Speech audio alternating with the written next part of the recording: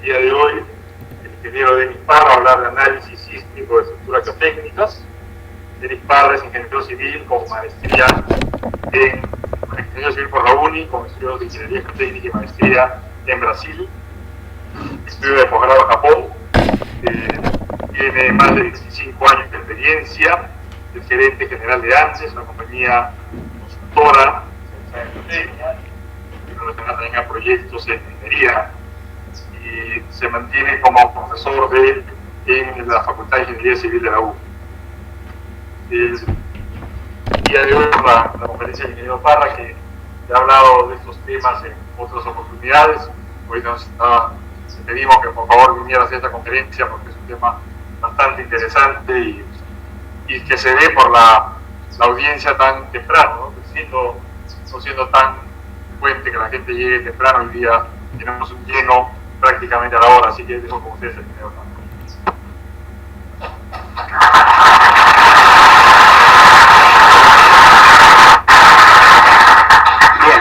Buenas tardes con todos. Para mí realmente es un honor estar aquí al frente, recibiendo la invitación de la Sociedad Peruana de Ingeniería Geotécnica. Cabe indicar que por muchos años nuestra sociedad estuvo muy inactiva. Felizmente hoy en día, gracias a profesionales interesados en el desarrollo de ingeniería geotécnica, se está reactivando y están haciendo este tipo de eventos y otros que espero que contribuyan al desarrollo de la ingeniería técnica. Yo vengo a aportar un granito de arena en la medida de que este tipo de análisis que se realizan en realidad deberían ser la rutina común. Sin embargo, en muchos casos todavía estamos haciendo análisis demasiado convencionales por equilibrio límite. Vamos a hablar con más detalle al respecto.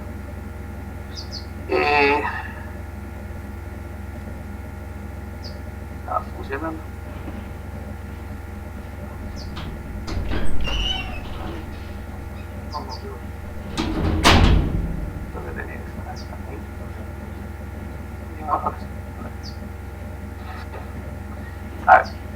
El contenido de esta presentación, vamos a hablar de una introducción, análisis sísmico, estructuras geotécnicas.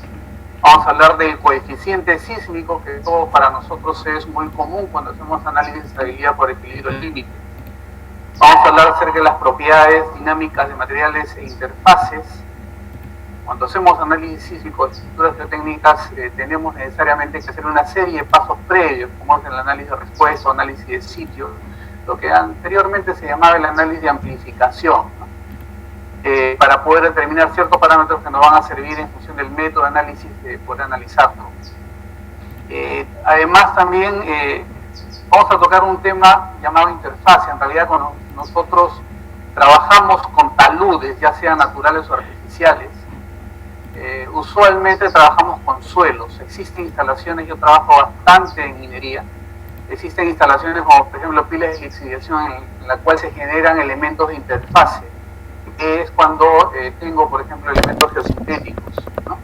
Entonces vamos a hablar algo acerca también de las propiedades dinámicas de esos materiales que en realidad no hay mucho desarrollo en el estado del arte actual.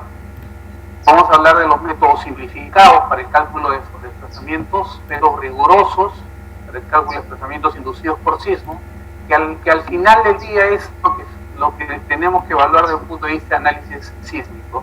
Y vamos a presentar un caso estudiado de un proyecto minero bastante interesante en el cual hemos hecho una serie de análisis y desarrollos. Desde mi época de estudiante y después de haber egresado, inclusive durante el desarrollo de la práctica profesional, siempre me preguntaba, ¿qué es un análisis sísmico? ¿Por qué tanto hablamos de eso? ¿Y por qué resulta aparentemente tan complejo? Y la realidad no lo es. El análisis sísmico en realidad se centra principalmente en determinar si una estructura es estable después de haber ocurrido un sismo. ¿Y cómo sabemos si una estructura es estable después de que ocurrió un sismo? Básicamente en función de los desplazamientos que el sismo puede haber inducido y si esta estructura es capaz de tolerar aquel desplazamiento. O sea, en pocas palabras, de eso se trata el análisis. Pero claro, para llegar a ese nivel de conocimiento tenemos que hacer una serie de pasos, tenemos que aplicar una serie de métodos que nos van a permitir conocer cuál es ese desplazamiento que induce el sismo. ¿Qué sismo utilizamos? ¿De acuerdo? ¿Cuántos sismos tenemos registrados en el Perú? Muy pocos. Hoy en día hay una, IGP siempre ha tenido más, pero básicamente focalizados en la determinación de sismos desde el punto de vista de sismología, sismógrafo. Los ingenieros estamos más interesados en las aceleraciones a través de registros acelerográficos. Pero bueno, vamos a hablar más en detalle cómo va la charla. Para introducir el comportamiento sísmico de estructuras geotécnicas, podemos decir que de manera convencional se realizan con el método celestático por equilibrio libre. Determino un coeficiente sísmico, le aplico una fuerza horizontal proporcional al peso, la masa deslizante, y este es el factor de seguridad que yo determino. ¿Ese es un análisis sísmico? Definitivamente no. Es un análisis que incluye el sismo, que las fuerzas inerciales son reemplazadas en este caso por un coeficiente que me va a dar un factor de seguridad y nada más. No puedo cuantificar más. Entonces, ojo, un análisis hidrostático no es un análisis sísmico, es un análisis que incluye el sismo, pero no es propiamente dicho un análisis sísmico. Sin embargo, el diseño sísmico debe ser realizado a través de análisis de respuesta, cálculo de desplazamientos permanentes inducidos por sismos. Recién podemos decir si una estructura va a ser estable en esas condiciones. ¿De acuerdo? Para lo cual, obviamente, es importante conocer las propiedades dinámicas de materiales, suelo de cimentación, interfaces cuando la estructura la tiene, y las estructuras que podemos analizar bajo esos métodos que vamos a presentar hoy en día. Estamos hablando de presas de tierra, presas de enrocado, terraplenes de manera general, taludes naturales, presas de relaves, pilas de lixiviación, depósitos de excedentes, materiales tipo desmonte, mina, tipo suelos orgánicos, excedentes de construcción, etcétera, rellenos sanitarios. Acá hay un aspecto importante que mencionar: una pila de lixiviación y un relleno sanitario tiene un comportamiento muy similar, porque los rellenos sanitarios también son revestidos con elementos geosintéticos. Es más, el diseño, por ejemplo, en Norteamérica implica el uso de un paquete de geosintéticos. Nosotros, actualmente en nuestro medio, estamos en pañales en el diseño de estructuras tipo rellenos sanitarios, porque en realidad nosotros no disponemos nuestros residuos sólidos de un relleno sanitario. Sencillamente los tiramos a los ríos, a los cursos naturales, y hoy en día lo que se ve, y ustedes todos lo hemos visto, cómo en la tarjeta se va recuperando todos esos residuos sólidos que arrasan los ríos, lo cual es obviamente una tristeza. Pero bueno, tenemos un gran proyecto de una empresa llamada Petramax, que precisamente en Guaycodoro ha hecho un gran relleno sanitario de línea, que inclusive produce electricidad a través del gas metano que produce estos rellenos sanitarios. Ojalá que esta tecnología y este mercado de los rellenos sanitarios se pueda implementar, porque cada localidad en nuestro país debería tener un relleno sanitario para disponer de manera adecuada y apropiada de nuestros residuos sólidos. Cuando hablamos de estabilidad sísmica, Kramer, el 96, separa el concepto de estabilidad sísmica en dos conceptos importantes: lo que se conoce como la estabilidad inercial y lo que se conoce como estabilidad por debilitamiento, y lo vamos a identificar rápidamente. La estabilidad inercial es precisamente aplicable para los análisis pseudoestáticos de taludes y también para los desplazamientos inducidos por sismos, los desplazamientos permanentes, que también se llaman. Conociendo los métodos de Newmark, Maldisi y Sid, este método que ha sido muy usado en la práctica, el método de Bray, Travasoro y los métodos de esfuerzo de formación por elementos finitos, por ejemplo. Tras que el concepto de estabilidad por debilitamiento está asociado principalmente al comportamiento de aquellas estructuras cuyos materiales pueden sufrir una pérdida importante de resistencia o degradación de la resistencia. ¿De qué estamos hablando? Básicamente de la ocurrencia del fenómeno de licuación. Cuando en mi estructura tengo un suelo que licúa, definitivamente ninguno de estos métodos es aplicable. ¿De acuerdo? El concepto es totalmente diferente. Y hablamos de los análisis post-sismo, que es un análisis estático, en el cual el suelo licuado se analiza considerando su resistencia residual, en pocas palabras, ¿no? Pero es un concepto totalmente diferente. Y también obviamente se pueden hacer análisis numéricos, rigurosos, con modelos constitutivos, que permitan analizar el comportamiento en estas condiciones, que dicho sea de paso es un proceso bastante complejo.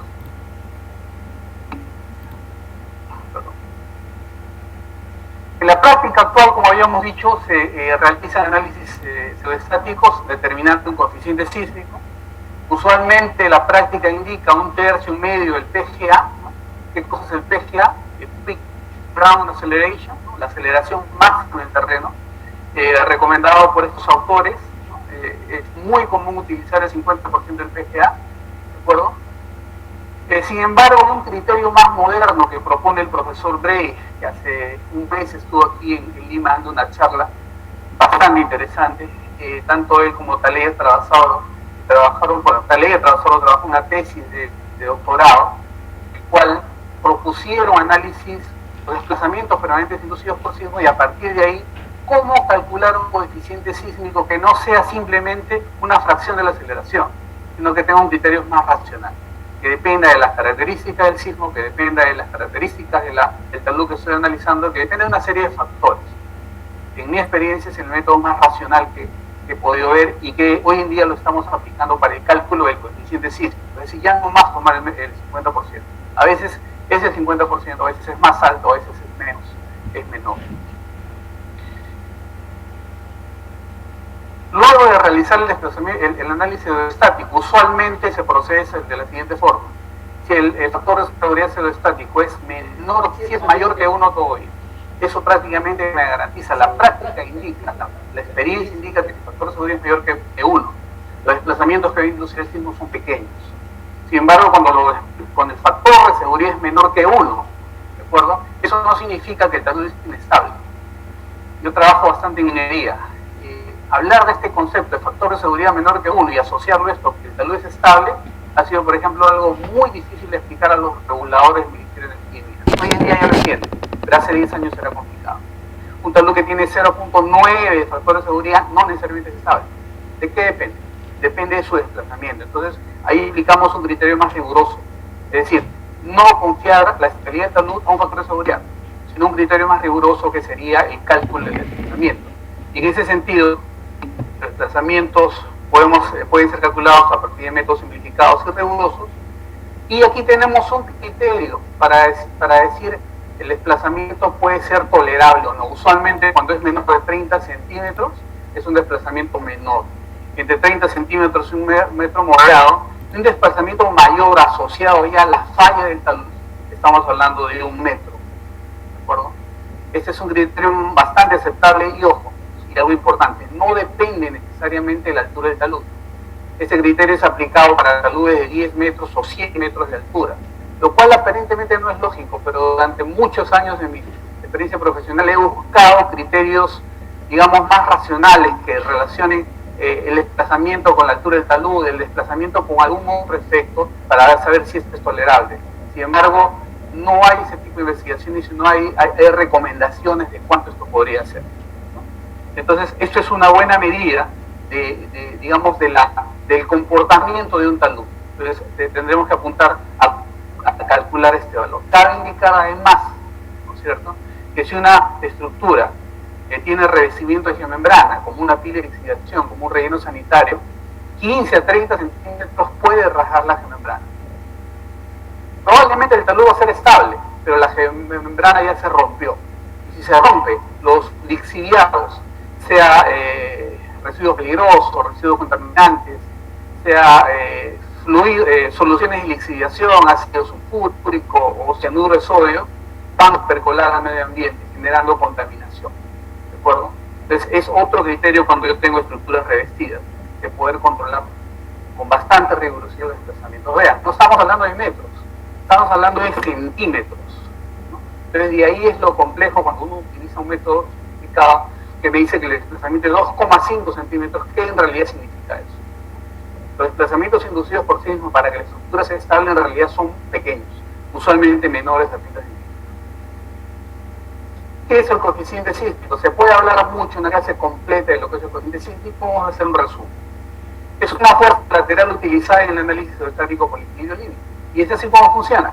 Si yo hago un análisis netamente estático, tengo el peso de la masa deslizante, la que va a actuar, digamos, provocando que el talud se deslice. Si tengo una superficie circular y el centro está por aquí, ¿cierto? Entonces, quien provoca que el talud se deslice es precisamente el peso. Y quien se opone a que el talud se deslice es la fuerza cortante, la resistencia del suelo, en pocas palabras.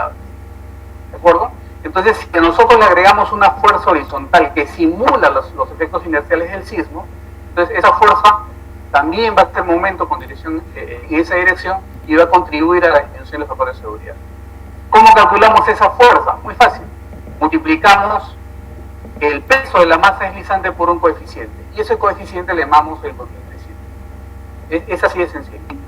Cabe indicar también que también podemos hablar, discutir acerca de la fuerza vertical que puede inducir ese sismo. ¿De acuerdo? Sin embargo, los autores coinciden en que no debería aplicarse una fuerza vertical por varias razones. En principio, porque si el centro del círculo de falla está aquí, esta fuerza puede ir en dirección contraria, incrementando el factor de seguridad. Si eso, obviamente, acuérdense ustedes de mecánica de suelos, esto se analiza por dovelas. En esta dovela probablemente esa fuerza vertical puede hacer una dirección inversa, aumentando el factor de seguridad. Y por otro lado, que ocurra la mayor fuerza inercial en la dirección vertical y horizontal no necesariamente es correcto. De hecho que no es correcto. Al mismo tiempo ese efecto no va a ocurrir. Entonces los autores coinciden en solamente aplicar fuerzas horizontales y olvidarnos de la fuerza vertical. Quien quiera aplicarlo, usualmente el coeficiente sísmico vertical es la mitad, se asume como la mitad del horizontal. Además, ya ni siquiera hablamos de coeficiente sísmico horizontal, sino únicamente el coeficiente sísmico. Es una forma de representar efectos de la carga sísmica en taludes, estructura de retención, usando análisis por equilibrio límite, ¿no? Y se usa cuando la reducción de la resistencia del suelo debido al sismo no es menor del 80%. Si es mayor, y estamos hablando nuevamente de un problema de movilidad cíclica, de licuación, cuya teoría es definitivamente completamente diferente, y la aplicación de un método pseudoestático no es correcta. He visto muchos análisis en los cuales se hace análisis estático y análisis post-sismo. Mezclamos cosas que no corresponden. Un análisis pseudoestático es para estas condiciones donde la resistencia del suelo no disminuye, y un análisis post-sismo es cuando la resistencia del suelo disminuye. Mezclar ambos no es teóricamente correcto. Aquí hay un ejemplo de una presa de tierra, en la cual se está analizando una superficie circular, se está aplicando un coeficiente sísmico de 0,21 a través de un programa llamado SLIDE, que probablemente todo el mundo conoce, que es uno de los programas más amigables que existe en el mercado. Hay otros, pero este realmente es bastante amigable, se pueden hacer este tipo de análisis de una forma rápida y una gran cantidad en un tiempo relativamente corto. Este nada más es un ejemplo. Aquí hay otro ejemplo, que si ustedes verán, el tipo de la superficie de falla es completamente diferente a una falla en una presa de tierra o en otro tipo de taludes. Acá la falla tiene esta forma. ¿Por qué tiene esta forma? Porque corresponde a una pila de lixiviación, el cual tengo una geomembrana que permite que la solución de lixiviación para la recuperación de metales no percole hacia la cimentación, sea recuperada en una poza y luego procesada en una planta. ¿De acuerdo? Entonces, cuando yo tengo una geomembrana y tengo un elemento encima, que en este caso es un suelo, el mineral, lo que fuese, se genera una interfase. Y esa interfase es la superficie más débil del sistema. Es por eso que se forma una superficie de falla tipo cuña o tipo bloque, completamente diferente a la clásica superficie circular a la cual todos hemos estado acostumbrados, inclusive se puede hacer cálculos manuales con el método de Bishop. ¿De acuerdo? Usualmente hoy en día el método recomendable para hacer análisis por equilibrio límite es el método Spencer. Morgenstern funciona muy bien, pero su formulación es matemáticamente compleja. El método Spencer es más que suficiente. Bishop, Jambu son métodos que ya en la práctica hoy en día no deberíamos usar. El cálculo del coeficiente sísmico, como habíamos dicho, convencionalmente es una fracción de la aceleración pico del terreno, aceleración máxima. El cuerpo del ejército de los Estados Unidos recomienda el 50% del PGA también, de la máxima aceleración, asociado a desplazamientos más no mayores a 1 metro en presas de tierra. Es determinado por el método de Newman. Esto es convencional y es muy usual, como digo, usar este concepto del 50% de la aceleración máxima. Y este valor del coeficiente sísmico debe ser dependiente, ojo, no solo del lugar, sino también de la estructura analizada, cosa que este criterio no aplica, sencillamente ese 50%. Como habíamos indicado, en el 99, el profesor Bray y Tabasoro propusieron un método para el cálculo de coeficiente sísmico que depende del desplazamiento de la estructura, y es un método altamente recomendado que hoy en día es aplicable. Por lo menos nosotros lo aplicamos con mucha frecuencia.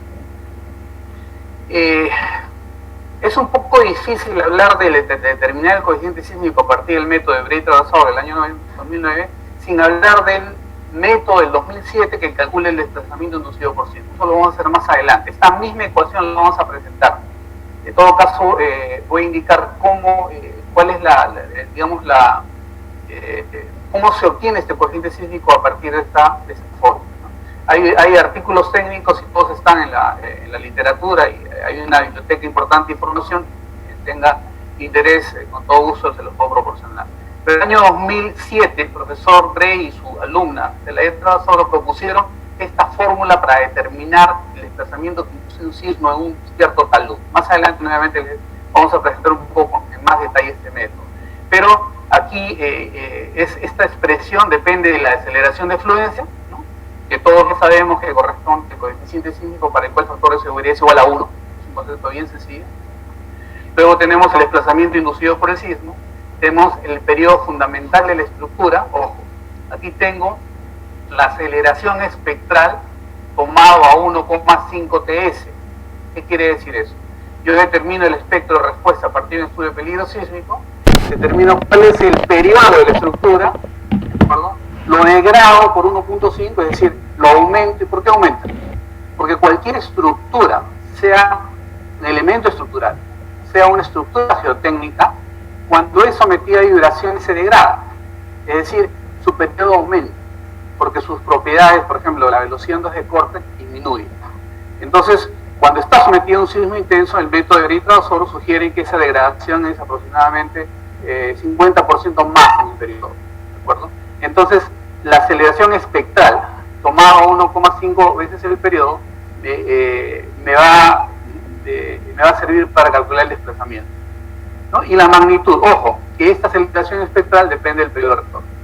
Ojo, la magnitud aquí es la magnitud momento que está en parte de esta ecuación, aquí, la magnitud momento. Entonces, en base a eso puedo determinar el desplazamiento. Entonces, nuevamente, eso viene un poco después, no voy a insistir más en eso. Entonces, una vez que el método fue propuesto, estos investigadores dijeron, ok, ¿por qué yo no defino cuál es el desplazamiento máximo que mi estructura puede tolerar? Y en función del resto de parámetros, voy a un paso inverso y determino ya no la aceleración de fluencia, sino determino el coeficiente sísmico asociado a ese desplazamiento. Criterio muy racional e interesante sobre. Entonces, haciendo el paso inverso, despejando el coeficiente sísmico, vendría a estar dado por esta expresión, donde A vendría a ser dado, aquí está la aceleración espectral, y B en función de lo que resulta esa ecuación. Y eso es el coeficiente sísmico en función de un desplazamiento inducido por el sismo. ¿De acuerdo? Criterio, nuevamente, bastante racional, ya que no solamente depende de la mitad de la aceleración, la tercera parte de la aceleración, de la dos terceras partes de la aceleración, no. Depende del desplazamiento que yo espero de mi talud. ¿De acuerdo? A ver, nuevamente, esta aceleración espectral, el estudio de peligro sísmico me va a dar un espectro de respuesta de sitio en función del periodo de retorno del sismo del sismo de diseño. ¿Okay? Bien, ¿cuál es ese sismo de diseño? ¿Con qué criterio selecciona el periodo de retorno? ¿Será 100 años? ¿Será 500 años? ¿Será 1000 años? Muy acostumbrados estamos nosotros en nuestro país a que los diseños de taludes, los coeficientes sísmicos y todo el análisis sísmico sea realizado para un sismo que tiene una probabilidad de recurrencia de una vez cada 500 años. Es muy común. ¿Será suficiente? La Asociación Canadiense de Presas del año 2013, en realidad esto viene desde más atrás, la primera publicación es el 2007, pero el 2013 dice lo siguiente, otro criterio racional. ¿Por qué no elegimos el periodo de retorno en función de las consecuencias que puede tener la falla de una presa de almacenamiento de agua? Si las consecuencias están en términos de pérdida de vidas humanas, pérdida de valores ambientales y culturales, pérdidas a la infraestructura, en función de eso yo defino cuál es la clasificación de la falla de la presa. de la consecuencia de la presa. Entonces, si la presa al fallar no provoca pérdida de vida, hay mínimas pérdidas ambientales y culturales de corto plazo, no hay pérdida de largo plazo, si hay bajas pérdidas económicas, entonces mi clasificación es baja, ¿de acuerdo? Y más adelante voy a presentar un cuadro en el cuál debe ser el periodo de retorno que sugiere la Asociación Canadiense de Presas. Nuevamente, un criterio muy racional. Aquí en nuestro país no tenemos ese tipo de raciocinio. Igual, entonces tenemos acá una serie de clasificaciones en función de de lo que la presa podría ocasionar. Para esto es usual hacer análisis de rotura de presa. Es un análisis relativamente sencillo. Se utiliza el programa Flow 2D y actualmente el River Flow 2D, en el cual la presa permito que falle con un cierto criterio, en función de antecedentes históricos. Por ejemplo, las 3/4 partes de la altura de la presa fallan. ¿Y cuánto es el agua que almacena en la presa que precisamente va a discurrir por la quebrada? ¿Okay? En el caso, por ejemplo, de si yo me pondría en el caso que prefiero que falle, una presa de almacenamiento de agua o una presa de relaves, probablemente la respuesta sería una presa de almacenamiento de agua, porque la presa de relaves puede contaminar, ¿de acuerdo? Pero ojo, si se rompe una presa de relaves, perdón, una presa de almacenamiento de agua, ¿a dónde termina el agua? O en el océano Atlántico o en el océano Pacífico. Si se rompe una presa de relaves, ¿dónde termina? Probablemente en alguna zona en el cual el relave, porque finalmente es un suelo, no es un fluido, alcanza su equilibrio estático y termina de fluir. Para eso probablemente va a alcanzar metros, decenas de metros, centenas, kilómetros, ¿de acuerdo? Pero va a parar. Una de las grandes excepciones a lo que acabo de mencionar fue la falla de la presa de Relave de San Marcos, Brasil, la última gran falla de presa de relave, que causó un daño ambiental impresionante porque el relave cayó sobre un almacenamiento de agua. Entonces falló la presa de relaves, falló la presa de agua y obviamente eso no paró hasta el océano Pacífico.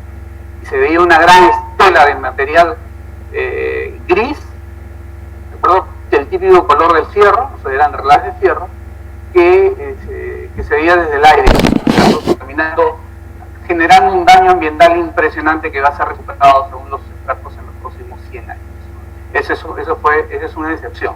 Cuando cae directamente de un río, o en este caso una presa de agua, obviamente las consecuencias van a ser diferentes. Entonces, claro, el criterio para elegir el periodo de retorno también es diferente. Aquí, por ejemplo, en esta parte de aquí, este ejemplo que yo les traigo, ¿no?, está un centro poblado. Aquí en el Google lo puedo terminar, aquí lo veo haciendo una ventana, ¿no?, y hay zonas del centro poblado que van a ser afectadas. Ese es el resultado del análisis de rotura de la presa.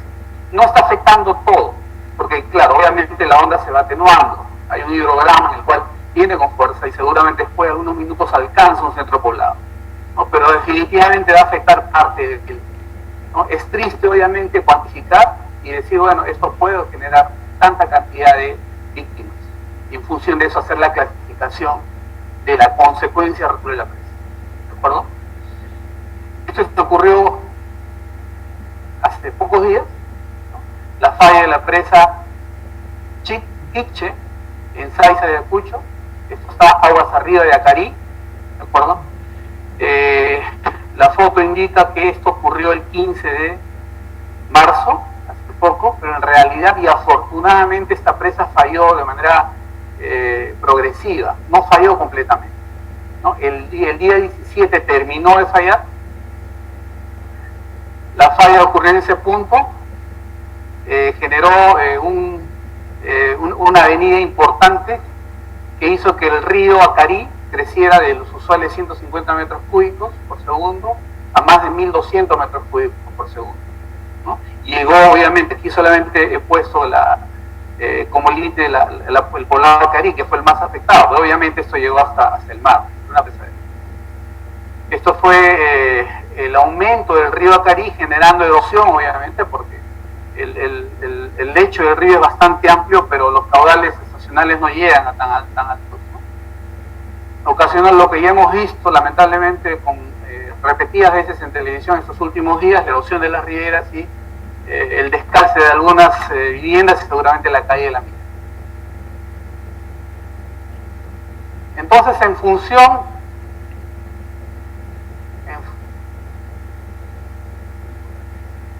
en Acarí, sí, acá. A ver, no soy más indicado para explicar por qué se hizo, cómo se hizo, pero en realidad, y ustedes lo van a ver, aguas abajo de cualquier presa de almacenamiento de aguas o de relaves siempre hay una población, siempre hay un pequeño poblado, o por último, hay infraestructura que se pueda dañar. Ese no es el problema. El problema es diseñarlo de manera adecuada y correcta. Y muchas presas, yo he visto desastres impresionantes, diseños desastrosos, ¿no? Que obviamente no resisten el menor, en este caso no ha sido un sismo.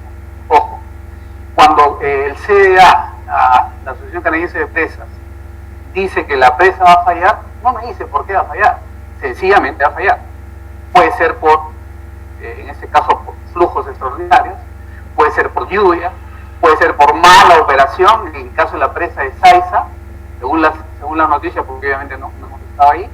En el caso de esa presa, lo que ocurrió fue que había lluvias extraordinarias, el vertedero de Macías no tuvo la capacidad para evacuar esas lluvias, la compuerta de fondo estaba deteriorada, no la pudieron abrir, entonces hubo un rebose a través de la presa y la presa se va. O sea, ninguna presa está diseñada para soportar el rebose de la presa, ¿de acuerdo? Pero si eso se hubiese hecho bien, diseñado bien, obviamente eso no debería ocurrir. O sea, no deberíamos tener temor de diseñar estructuras, siempre y cuando lo hagamos bien. Entonces, regresando aquí a lo que indica la Asociación Canadiense de Presas, vean, en función de la clasificación de la estructura, ¿correcto? Entonces, indican ellos el periodo de retorno que se debe utilizar. En este caso es para presas de almacenamiento de agua, y en este caso es para presas mineras. En el 2014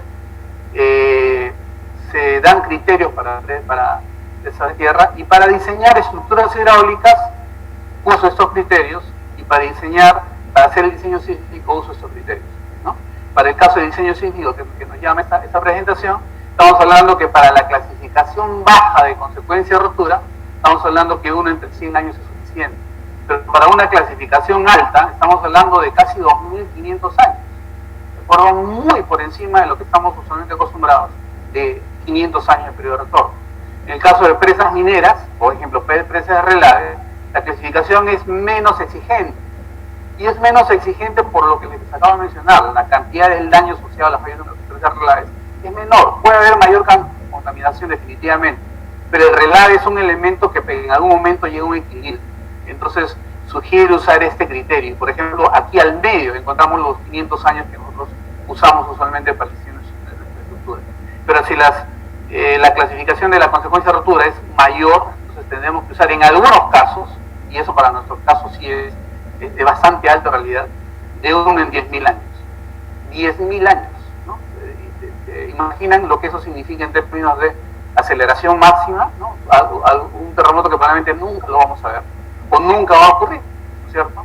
Claro, probablemente estos criterios para nuestra realidad sean exagerados, y es algo que tenemos que pensar, y es algo que en algún momento nosotros, como peruanos, tenemos que proponer algo así como esto para nuestra realidad, o algo parecido, que nos dé un criterio para diseñar nuestra estructura. Hoy en día no tenemos una guía, no tenemos una norma, no tenemos una ley que nos diga las presas tienen que ser diseñadas bajo este estándar, no la tenemos.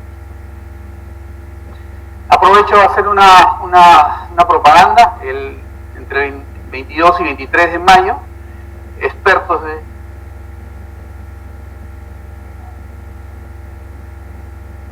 va a hacer alguna, aquí mientras voy sigo haciendo la propaganda. Entre el 22 y 23 de mayo, los expertos de la Asociación Canadiense de Presas van a hacer un taller en Lima, ¿no? Para hablar sobre aspectos de seguridad, revisión de la seguridad a cualquier tipo de estructuras que pueden fallar, ¿no? La primera vez que estos expertos están haciendo este taller aquí en Lima, y bueno, espero que tenga acogida. Es un taller en el cual se van a sentar en una mesa 5 personas y van a hacer una revisión de un caso real, ¿no? Por eso está limitada la participación a no más de 100 personas, porque obviamente ese tipo es un taller, no es una conferencia en la cual digamos, se puede invitar a 500 personas. Pero bueno, es un esfuerzo importante que se está haciendo para el beneficio del desarrollo de la ingeniería geotécnica en nuestro país. Vamos a hablar ahora de propiedades dinámicas. Y vamos a hablar de propiedades dinámicas de los suelos. Por aquí veo algunos chicos que han llevado conmigo el curso de dinámica de suelos en la UNI, ¿no? Ese curso lo he dando hace muchos años, le tomé la posta a mi profesor y asesor, el doctor Jorge Alba, y todo esto que es, bueno, gran parte de lo que estamos hablando lo ponemos en el curso, en el cual obviamente tenemos mucho más tiempo de poder detallar, pero propiedades dinámicas es algo que lo vemos. Aquí nosotros sabemos que para determinar la respuesta sísmica de estructuras de tierra, del suelo y estructuras de tierra sometidos a cargas sísmicas, necesitamos conocer los parámetros dinámicos del suelo. Y los parámetros dinámicos, pues siempre les hago la pregunta cuando empezamos el curso, ¿cuáles son los parámetros de resistencia de los suelos? La cohesión y la fricción, ¿no? Después ya descubrimos que eso es no necesariamente correcto, pero bueno, asumiendo un comportamiento lineal y un modelo de Morphlon, bueno, eso es cohesión y fricción. ¿Okay? ¿Cuáles son las propiedades dinámicas de los suelos? Así como una fricción y cohesión para hacer un análisis de estabilidad, para hacer un análisis de respuesta, por ejemplo, tenemos el módulo de corte y razón de amortiguamiento. Y en eso nos vamos a concentrar para poder determinar este tipo de análisis. El análisis, la determinación del módulo de corte en realidad es relativamente sencilla, considerando un comportamiento histerético en esfuerzo de formación. Es cuando estamos usualmente acostumbrados a un ensayo triaxial someter la muestra a compresión. Pero ¿qué pasa si yo someto la muestra a compresión y luego a extensión y luego a compresión? Y esto lo mantengo desde un punto de vista cíclico, dinámico. Se va a producir un lazo histerético. En este caso, el negativo no implica tracción, el suelo no tiene capacidad de resistir por su tracción. Implica nada más que yo estoy comprimiendo y lo estoy extendiendo, pero todo en compresión, ¿no? Entonces, cuando desarrollo este comportamiento histerético, existe aquí una pendiente de la recta secante, que es precisamente el módulo de corte. Cuando el esfuerzo que aplico es el esfuerzo cortante y la deformación que mido es la deformación cortante. O la deformación que aplico es cortante y la que mido es el esfuerzo cortante. Y eso, por ejemplo, se puede hacer en ensayos torsionales, que en nuestro país no tenemos ensayos estáticos, pero ya tenemos un ensayo cíclico y ahora se los voy a presentar. Entonces, este módulo de corte estaría representando las múltiples pendientes a esta recta que vendrían a ser el esfuerzo cortante entre la deformación por corte y módulo de corte, ¿de acuerdo? Y el amortiguamiento o razón de amortiguamiento es la medida de la energía disipada versus la energía de formación elástica, y está dado usualmente por el lazo de el área de este lazo histerético dividida entre la formación elástica, calculada de esta forma. ¿De acuerdo? Esto es un cálculo, esto es una determinación directa de la recta secante al lazo histerético. Eso es las propiedades dinámicas. La cohesión y la fricción lo obtenemos de un diagrama Morphlon sigma tau, o de un trayectoria de esfuerzos PQ, ¿no es cierto? Eso es bastante conocido. Nuestras propiedades dinámicas las obtenemos de esta forma. Es una forma, ¿no? Vamos a ver que hay otra. La determinación del módulo de corte y razón de amortiguamiento en suelo se hace de diferentes formas. Usualmente a través de ensayos in situ, determinando la velocidad de ondas de corte. Tenemos los ensayos de refracción sísmica, obviamente no voy a ir en detalle porque sería muy largo hablar de todo eso, pero bueno, ensayos geofísicos los conocemos bien. Los ensayos downhole, uphole y crosshole, ¿no? Determinación en este caso de velocidad de ondas en pozos. El arreglo multicanal de ondas superficiales, conocido como MAS-W o puede ser 1D o 2D. Los microtremos en arreglo multicanal, conocido como MAN, en este caso fuente pasiva. En estos tres anteriores necesito de una excitación, ¿no? En el ensayo de microradiaciones no, porque es una fuente pasiva, nada más es excitación ambiental. El cono sísmico, que es uno de los, digamos, de los métodos de campo muy útiles y bastante valiosos para determinar en realidad una serie de cosas, no solamente propiedades dinámicas, una serie de cosas. Vamos a ver ahí vamos a ilustrar algo referente al cono sísmico. Y a través del laboratorio tenemos la columna resonante, el corte torsional, tenemos la columna resonante corte torsional, el ensayo combinado, el ensayo triaxial cíclico. El ensayo triaxial convencional lo conocemos, el cíclico nada más, no solamente ir en una dirección, sino ir en ambas direcciones. Es algo que conceptualmente se puede entender relativamente fácil. El ensayo de cono sísmico consiste en aplicar una barra que tiene una punta cónica, en este caso a través de una prensa hidráulica que está dentro de un camión, pero que eso se penetra en el suelo, ¿no? Esta es la punta cónica, que está calibrada, ¿de acuerdo? Y tiene una serie de sensores internamente, pero lo vamos a ver. Aquí, por ejemplo, está la prensa arriba, aquí la prensa abajo, ya la punta cónica ha sido introducida. Aquí tengo un cable que me va a monitorear una serie de aspectos que vamos a ver ahora. Y este es el esquema, o sea, este es un equipo portátil, en este caso es un camión, en realidad, el cual estoy introduciendo de manera continua la punta cónica. ¿De acuerdo? Esta punta cónica tiene un sensor en la punta que me da la resistencia por punta, una resistencia a la fricción en el manguito de fricción, pero adicionalmente a eso, porque ese es el ensayo de cono convencional, adicionalmente a eso los desarrolladores le agregaron un geófono, ¿de acuerdo? De tal forma que si yo golpeo en la parte superior, voy a registrar la velocidad de ondas en la parte superior hasta esta profundidad, y en la medida que yo voy avanzando en profundidad puedo seguir registrando y tener un perfil de velocidad de ondas, ya sea de velocidad de ondas P o velocidad de ondas de corte. Nosotros estamos más interesados en la velocidad de ondas de corte. Adicionalmente a eso, tenemos aquí que los desarrolladores también le agregaron un traductor de presión de poro, de tal forma que yo introduzco el cono en un material que está saturado, la presión de poro se va a incrementar. Si en algún momento yo me detengo en el ensayo y la presión de poros se disipa instantáneamente, entonces se trata de un suelo arenoso, ¿no es cierto? Claro, la punta no va a entrar en una grava, pero si yo al penetrar desarrollo presión de poros, paro el ensayo y la presión de poros lentamente se disipa, estamos hablando que estoy en un suelo gaseoso. Entonces, de esa forma comparativa, porque yo no estoy viendo lo que estoy penetrando, no tengo forma de ver lo que estoy penetrando, ¿de acuerdo? No veo cómo penetro, pero comparativamente a partir de la resistencia por punta, por fricción, el desarrollo de presión de poros, puedo intuir qué tipo de suelo estoy penetrando a través de datos que existen en la literatura, miles de datos que existen en diferentes partes del mundo que me dicen qué tipo de suelo estoy penetrando. Es un ensayo muy útil. ¿Alguien conoce el ensayo de penetración estándar? Todo el mundo lo conoce. Ok, no lo usen. Ese es el llamado ensayo de penetración no estándar. Tiene una serie de correcciones que lo hacen que no sea estándar. Lo peor de todo, y aprovechen a hablar en público, nadie en nuestro país ha medido la energía de caída del SPT. ¿O alguno de ustedes lo ha medido? Ingeniero.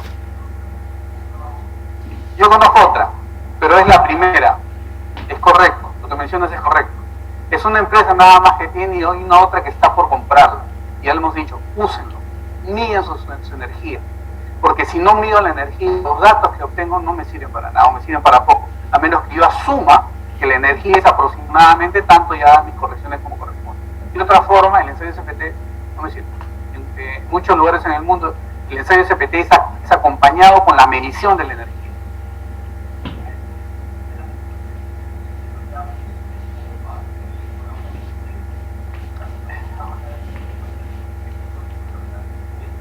Correcto, la gran ventaja, y probablemente la única, y por la cual se ha usado durante muchos años, es que el SPT no tiene muestra.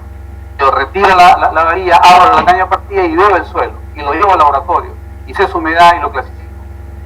Ok, podemos hacer ambos, ¿de acuerdo? Pero también podemos hacer otros métodos de perforación, porque seguramente tengo que perforar a una mayor profundidad, el cual también puedo extraer muestras, no necesariamente con el SPT. Pero para evaluar la resistencia del suelo, para evaluar las velocidades de corte, para evaluar las presiones de poro, el cono holandés o el ensayo de penetración cónica es impresionante y deberíamos usarlo con más frecuencia. Obviamente en tipos de suelo como el de Lima, suelos aluvionales, suelos pluviales, residuales con grava, el cono no va a entrar, tampoco va a entrar el SPT. ¿De acuerdo? Yo era muy hincha el SPT, muy hincha, pero bueno, cuenta que en realidad tiene muchas deficiencias. Este es un gráfico en el cual registra resistencia por punta, por fricción, la relación de fricción y la presión de poro, ¿no? Y aquí la clasificación en función de la combinación de estas variables. Hay un datos, como les digo, que me permiten hacer esa determinación. Ensayo de laboratorio. Para hacer ensayos de laboratorio, el gran problema que tenemos, y lo conocemos todos, es la representatividad por un lado, pero sobre todo el tamaño de la muestra. ¿De acuerdo? En teoría, ¿no? En laboratorio yo puedo ensayar una muestra que sea por lo menos el tamaño máximo, un sexto del diámetro del espécimen, ¿no? ¿Cuál es el tamaño máximo del espécimen que tenemos en nuestro medio?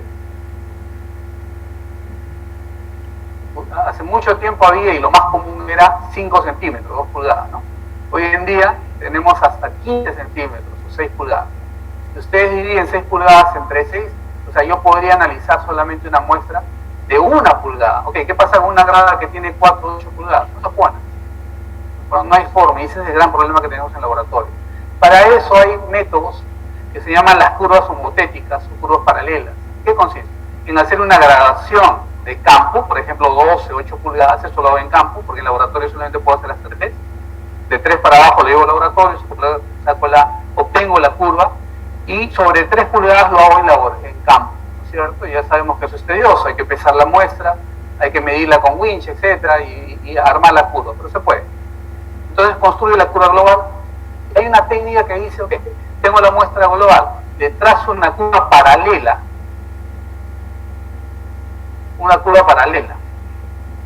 manteniendo el mismo coeficiente de uniformidad y curvatura de la muestra original. Si hago eso, los resultados con una muestra cuyo tamaño ya lo puedo ensayar, va a ser representativo de la muestra original que estoy ensayando. Obviamente cuando hago esto, regreso de una granulometría gravosa a una menos, pero con el mismo coeficiente de uniformidad y curvatura.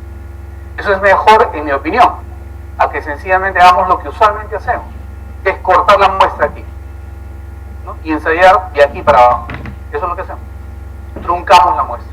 Este método alternativo, en mi opinión, funciona mucho. Pero bueno, tiene sus detractores y podemos discutir más al respecto. Para terminar las propiedades dinámicas de los suelos, algunos de nuestras mentes brillantes de la empresa donde yo trabajo, en algún momento contactaron a los profesores de la Universidad de Texas en Austin, específicamente al profesor Kenneth Soki, y a un alumno de él que hoy en día está trabajando en este equipo llamado Andrew King, y hemos enviado una serie de muestras. Esa muestra que está aquí es una muestra de un proyecto en el cual estamos trabajando. Hemos enviado un total de 6 a 8 muestras en los últimos 2 años, que nos han permitido, en mi opinión, dar un paso adelante en lo que corresponde a la determinación de las propiedades dinámicas de los suelos. Este es un ensayo de columna resonante que consiste con estos magnetos y acelerómetros, poderle dar una frecuencia de vibración a la muestra en el sentido transversal, simulando una onda de corte.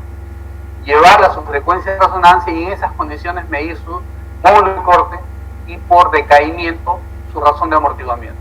Es una teoría que ahorita no lo voy a presentar porque tomaría mucho tiempo, pero que ahí está, ¿de acuerdo? Y a su vez tiene la columna resonante, que es llevar a esto a mayor deformación, hacerle una torsión cíclica a la muestra y poder medir a partir del lazo histerético su módulo de corte y a partir de relaciones de áreas su amortiguamiento. Y nos dio excelentes resultados. ¿Qué es lo que usualmente hacemos cuando no tenemos estas propiedades? Vamos a la literatura y decimos, ok, esta es mi biblioteca, yo creo que esto se adapta a este suelo, listo, y lo uso, ¿de acuerdo? Pero puedo cometer, ¿alguien podría, por ejemplo, hacer eso para una presa de tierra? Ver más o menos el ángulo de fricción es tanto y lo uso en mi análisis de estabilidad y lo presento al ministerio para aprobación. El ministerio me dice, ok, ¿dónde está el ensayo exploratorio que justifique este resultado? Y tenemos que hacer el ensayo. Pero en nuestro medio no tenemos ese ensayo. Y lo hemos llevado a la Universidad de Texas. ¿Qué implica? Gastar en envío de muestras, gastar $5.000 en hacer ese ensayo, ¿no? Y a veces uno se sorprende en $5.000. Si lo llevaba a un laboratorio en particular me cobraban $15.000. Yo estaba feliz con ese valor. No solo eso, sino me da una serie de resultados. Y lo mejor de todo, un excelente valor postventa. Cada vez que hacíamos una consulta, los investigadores apasionados en estos casos nos respondían rápidamente con una respuesta concreta. ¿De acuerdo? Fue tanto el entusiasmo que nos generó este ensayo que lo compramos. Hoy en día tenemos el laboratorio, en nuestro laboratorio, que está a cargo de Carlos Soto, que ahí está siempre de perfil bajo, pero es el mejor ingeniero de laboratorio en el Perú, ingeniero geotécnico. Tenemos nuestro equipo de laboratorio, que es la misma columna resonante que tienen en Texas. ¿De acuerdo? Es más, el mismo Andrew King vino a nuestro laboratorio hace 3 semanas para poder configurar el equipo y dejarlo operativo. Estuvo una semana trabajando con nosotros al lado de este es Carlos, este no es Carlos, obviamente. Ahí está con el polo de la ingeniería técnica de la Universidad de Texas. Y con eso estamos totalmente seguros que los ensayos que hoy estamos haciendo están bien hechos, porque están refrendados por estos investigadores que han trabajado, no solamente él, sino los últimos 40 años desarrollando ese tipo de equipos. Y este equipo de columna resonante y ensayo torsional ha sido desarrollado o inventado por el profesor Kenny Stokey, que actualmente es profesor, él es su alumno de doctorado y está pronto a graduarse. Una semana estuvo Andrew con nosotros comiendo ceviche, pero de manera impresionante. Regresó a Estados Unidos y ha estado una semana completa mal del estómago. Este es el equipo triaxial cíclico del CISMI, ¿no? Que tuve la suerte de operar allá por los años 90. Este es un concepto muy similar a un ensayo nuevamente convencional, pero con un desviador cíclico, no solamente en una dirección. Todavía está operativo, hay algunas cosas que le faltan y creo que podríamos mejor uso hoy en día, que complementaría el ensayo de corte torsional y columna resonante. Bien. En la literatura existen varios,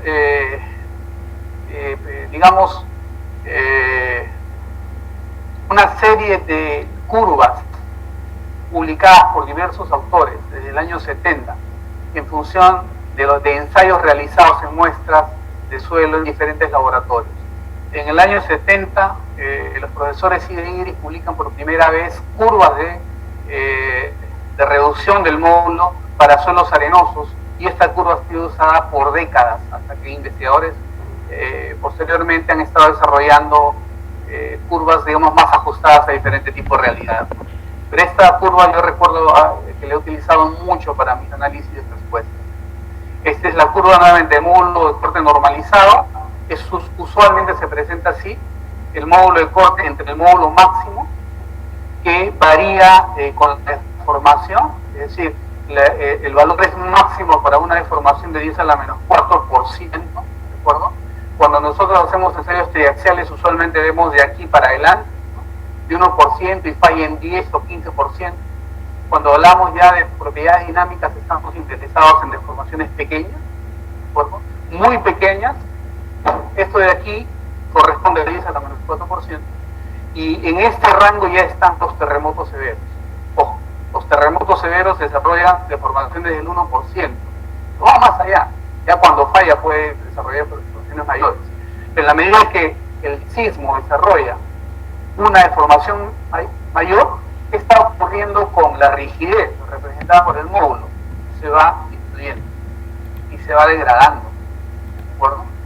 Bien, ese es el valor de G y el G máximo. ¿Cómo obtengo el G máximo? Fácil, de la velocidad en 2 de corte. Hay una relación directa entre la velocidad en 2 de corte y el módulo de corte. Es directo, es una fórmula: G igual a ρ PS al cuadrado. ¿De acuerdo? ¿Y cómo obtengo el ds? Vamos al campo, hacemos una geofísica y determino ese valor. Una vez determinado el G máximo, la determinación de G para cualquier nivel de formación ya es una cosa mucho más sencilla. Entonces, si el suelo se degrada con la deformación, ¿qué va a ocurrir con el amortiguamiento? Lo que va a ocurrir con el amortiguamiento es un comportamiento inverso. Es decir, mientras haya más deformación, el suelo desarrolla amortiguamiento. Es decir, el suelo disipa energía en la medida que yo lo sacudo más. Y eso es bueno, porque si eso no ocurriría, cuando viene un gran terremoto sin disipar energía, imagínense ustedes los daños que se causarían. Es un concepto relativamente sencillo de entender: amortiguamiento y rigidez. Este es para suelos arenosos. Para suelos gravosos, sí, y otros investigadores en el año 84 propusieron una curva similar, un poco más tendida que para el caso de arena, y una curva idéntica para el caso del amortiguamiento de suelos gravosos. En ese entonces el desarrollo todavía está en proceso. En el año 88, Rollins trabaja con suelos gravosos y propone estas curvas que se ven aquí. Estas curvas. Comparado con las arenas de Side Iris, por ejemplo, están por acá, hay una cierta similitud. Y eso es para el caso del amortiguamiento. ¿De acuerdo? En el año 98, en un interesante estudio de San y otros, son como 4 investigadores, proponen, aquí está equivocado, este es de arcillas. En realidad habla de suelos cohesivos, pero hoy en día nadie habla de suelos cohesivos, de suelos arcillosos. En realidad, el comportamiento del módulo de corte de los suelos arcillosos, ojo, depende grandemente del índice de plasticidad. Mientras mayor sea el índice de plasticidad, el comportamiento, la degradación es menor, teniendo a la arcilla y la Ciudad de México en el límite extremo superior, un suelo totalmente atípico, ¿no? Es decir, el rango elástico, es decir, el suelo en el cual el material no degrada, es bastante amplio, lo cual no es bueno, porque si no degrada en rigidez, tampoco desarrolla amortiguamiento, generando grandes amplificaciones. Una prueba de eso fue el terremoto del 85 en Ciudad de México, que causó una gran cantidad de daño. En el año 91, el profesor Dobry y un alumno suyo de doctorado plantearon algo similar a la investigación anterior, es decir, la reducción del módulo cortante para suelos cohesivos o arcillosos en función del índice de plasticidad, ¿no? Pero esta investigación sí habló del amortiguamiento y va en la misma dirección. Si ustedes ven ahí, el IP igual a 200 desarrolla muy poco amortiguamiento para deformaciones grandes, y para el IP igual a 200 el rango elástico es extremadamente alto y la degradación es muy lenta, va de la mano, son recíprocos y así, usualmente funciona así.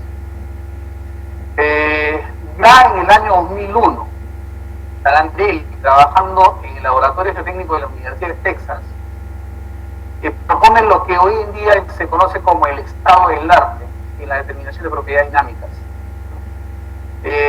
Ellos analizan una gran cantidad de ensayos, realizan una gran cantidad de ensayos y proponen estas curvas. En realidad no proponen una curva, sino una expresión que me puede calcular, digamos, cualquier caso. En este caso, por ejemplo, yo tengo reducción del módulo de amortiguamiento para un MOCR igual a 1, una presión de confinamiento igual a 100, pero validando el índice de plasticidad. ¿De acuerdo? Pero también puedo mantener el OCR igual a 1, fijar un IP igual a 50, que estaría más o menos entre estas dos curvas, y modificar la presión de confinamiento, y eso es lo que yo tengo. ¿De acuerdo?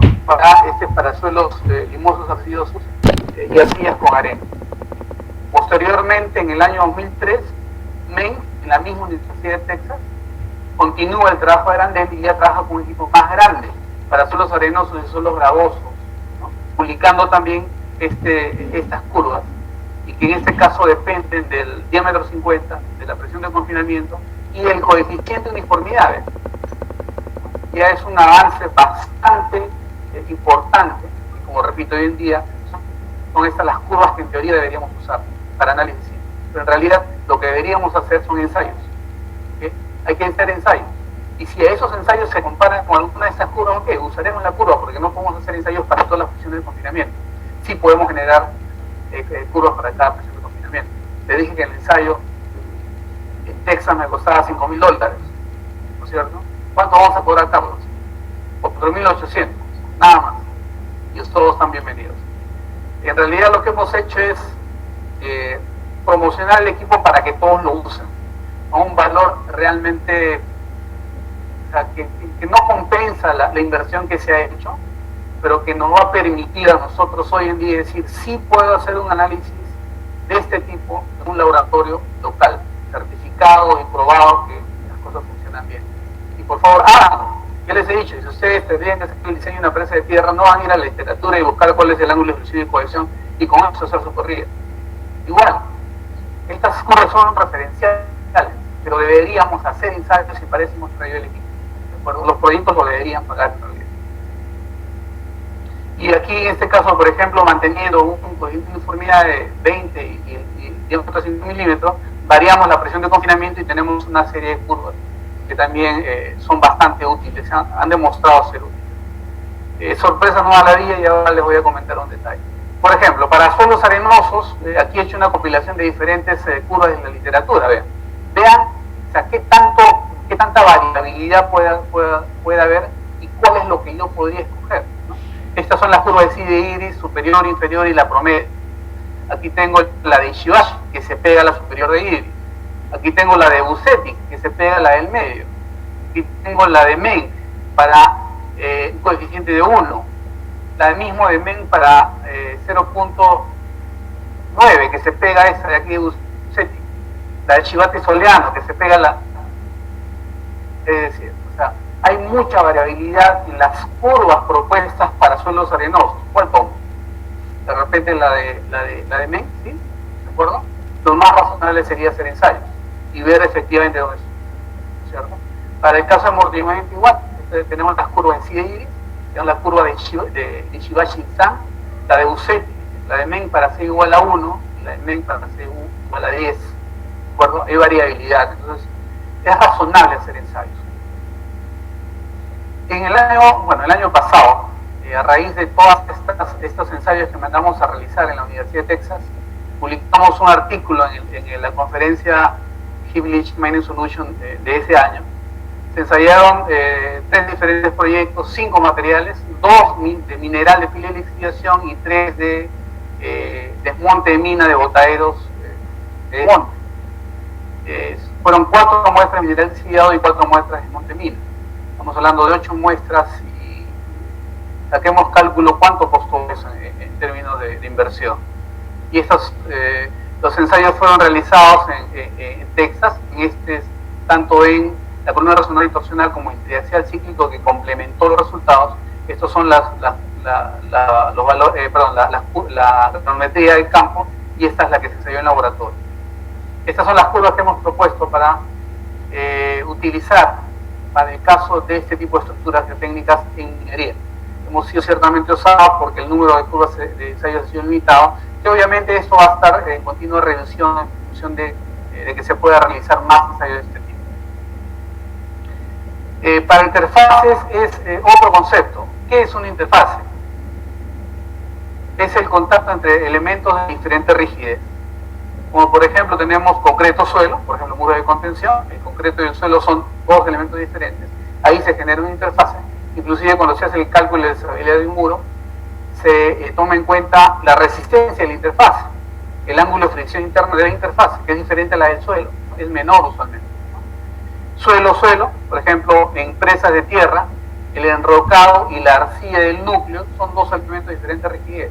Esos elementos se comportan de manera diferente, se desplazan, hay un desplazamiento relativo entre ellos. Es una interfase. Geosintético suelo, por ejemplo, la geomembrana y la arcilla de pilas o rellenos sanitarios son interfaces. Geosintéticos y geosintéticos. Tengo 2 geosintéticos diferentes, también son interfaces porque van a comportarse de manera diferente. O sea, que le aplica una carga y el desplazamiento relativo se va a producir.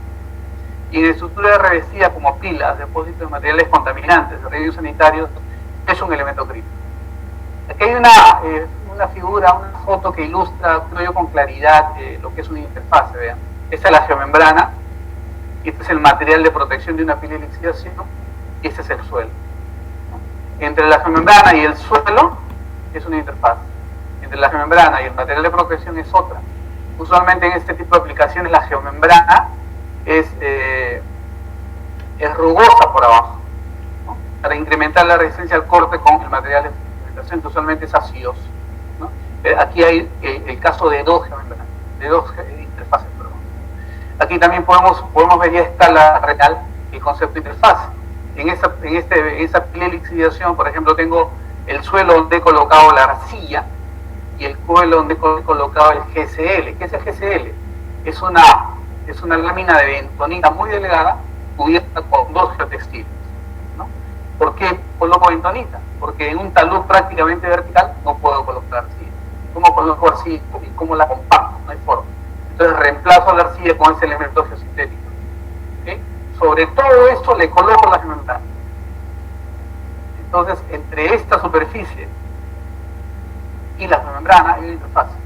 Y cuando coloco el mineral sobre la geomembrana hay otra interfaz. ¿Cuál es la que tiene menor resistencia? Esa es la que voy a usar para el análisis de estabilidad de la piedra. Para determinar la resistencia al corte de geomembranas, utilizo usualmente el ensayo de corte directo a gran escala, cuyas dimensiones son de 20 por 20 o 30 por 30. Teníamos el de 30 por 30, a Carlos le pidieron un ensayo de 20 por 20, Carlos fabricó el equipo y ya lo tenemos operativo. Y eso permite inclusive llegar a presiones más altas sobre el ejercicio. Permite evaluar la resistencia cortante de la interfase, geomembrana suelo, GCL suelo, geomembrana GCL. ¿No? Y es el clásico y típico ensayo de corte directo que nosotros vemos en nuestro curso de mecánica de suelo 2, en el cual tengo, en este caso tengo una base rígida, coloco la geomembrana encima y le coloco el suelo encima. Esto está fijo y esto se mueve, generando un comportamiento de interfase y midiendo la resistencia al corte de la interfase. Este tipo de ensayos usualmente nos dicen en la universidad, en el curso de mecánica de suelos, que sirve para suelos arenosos. En realidad no sirve. En realidad es muy limitada su aplicación. Mejor haga un ensayo triaxial. No es necesario hacer un ensayo de corte. Pero para medir interfaces es ideal. Y es prácticamente lo único que hoy en día se tiene, ¿no? Pongan la atención, por favor, a este equipo, porque más adelante vamos a ver lo que últimamente hemos descubierto que existe en un laboratorio de la Universidad de Pensilvania, que es el corte directo cíclico, para medir propiedades dinámicas de estas interfaces. Se obtiene la envolvente resistencia cortante y, ojo, para el caso de interfaces hay que tomar en cuenta la no linealidad de la envolvente resistencia corta. Esta no linealidad es muy crítica y se desarrolla desde etapas tempranas de presiones de confinamiento. Es el equipo de Carlos instalado en el laboratorio nuestro Los Olivos. En realidad, aquí hay dos equipos, ¿no? Funciona para este lado, que hay una muestra instalada y aquí hay otra, ¿no? Este equipo, como ven ustedes, está totalmente operativo y algo que cabe destacar, fue fabricado íntegramente por Carlos Soto, al nuestro laboratorio en Lima. No tenemos que importar porque nos hubiese costado un montón de plata en realidad. Fue hecho con tecnología nuestra y con todo el conocimiento que Carlos tiene sobre este tipo de equipos. Aquí están las muestras. Usualmente se ensaya 4, en ensayo triaxial en ensayo 3, en ensayo de corte directo es normal ensayar por lo menos 4 especímenes, porque usualmente hay una envolvente no lineal, curva, y si es una curva prefiero tener 4 puntos en lugar de 3. Aquí se ve, por ejemplo, cuando ya se ha corrido, se ha cortado la muestra, ¿no? Se ve en esta zona, y esto es en realidad finalmente como queda. Aquí está la envolvente de resistencia cortante, es el desplazamiento de fuerza de corte para presiones de confinamiento de 200, 400, 800, y he llegado, Carlos, inclusive hasta 2000 kPa, si mal no recuerdo, sí, 2000 kPa. Fue uno de los últimos ensayos que he hecho y aquí es lo que menciona. O sea, usualmente cuando uno hace laboratorio, traza una línea recta, ¿no? Intentando obtener un ángulo de fricción y una cohesión, ¿cierto? En realidad, eso, si bien es cierto, el laboratorio presenta, nosotros no usamos esa cohesión, ni usamos esa adhesión, en caso de interfaz esa adhesión, ni tampoco usamos la fricción, o el ángulo de fricción. Lo que usamos es estos 4 puntos del ensayo, que me dan una curva. ¿De acuerdo? Y usualmente la extrapolación de esta curva llega al origen, algo que no conseguiría asumiendo un comportamiento lineal. Por eso se destaca que el comportamiento de una interfaz es altamente no lineal. Ya no puedo usar el clásico Moore-Coulomb. Tengo que usar cada punto del ensayo. Y si ustedes van a un programa de estabilidad de taludes, perfectamente encuentran ese tipo de función. Bien, comportamiento dinámico de interfaces. El año 98 ya fue uno de los primeros que hizo ensayos de mesa vibratoria en ese tipo de interfaces, y les explico rápidamente. Esta es la mesa vibratoria, ¿okay? Esta es la geomembrana, ¿no? Se puso una geomembrana y un geotextil encima y un bloque rígido. y midió con acelerómetros el comportamiento y encontró cosas bastante interesantes desde el punto de vista geotécnico. Bueno, esto fue el modelamiento matemático que hizo para luego llegar a las curvas que simulan el comportamiento de un suelo. Si ustedes ven aquí, este es un gráfico del desplazamiento relativo de la interfase y de la aceleración pico transmitida en la mesa vibratoria. Por ejemplo, para una aceleración pico transmitida en la mesa vibratoria de 0,30 G, tengo el comportamiento de este tipo. Pero si ustedes ven, aquí estamos midiendo 0,25 G. ¿Qué quiere decir? Que si yo aplico 0,30 G, aquí, aplicando aquí, este acelerómetro me indica que ha habido una deamplificación de la aceleración en lugar de una amplificación o una atenuación, ¿no? Si le aplico 0,45 G, en realidad estoy midiendo solamente 0,25. O sea, mientras más aceleración le aplique, la deamplificación es mayor. Si le aplico una aceleración de 0,16, prácticamente estoy midiendo lo mismo. Si la aceleración es baja, lo que se transmite es el total, es el bloque rígido. ¿Qué quiere decir eso? Que cuando yo aplico carga cíclica, dinámica, a una interfase, ¿no?, en algún momento, o sea, la interfaz se mueve junto con el bloque rígido, pero en algún momento se separa, generando con eso un amortiguamiento muy alto y evitando que la aceleración se propague. Y esa es una buena noticia para estructuras revestidas. El profesor Yeyan ha trabajado en los últimos 30 años tratando de utilizar elementos geosintéticos como disipadores sísmicos. Y tiene artículos inclusive del uso de este tipo de disipadores con geomembrana en puentes. ¿No es cierto?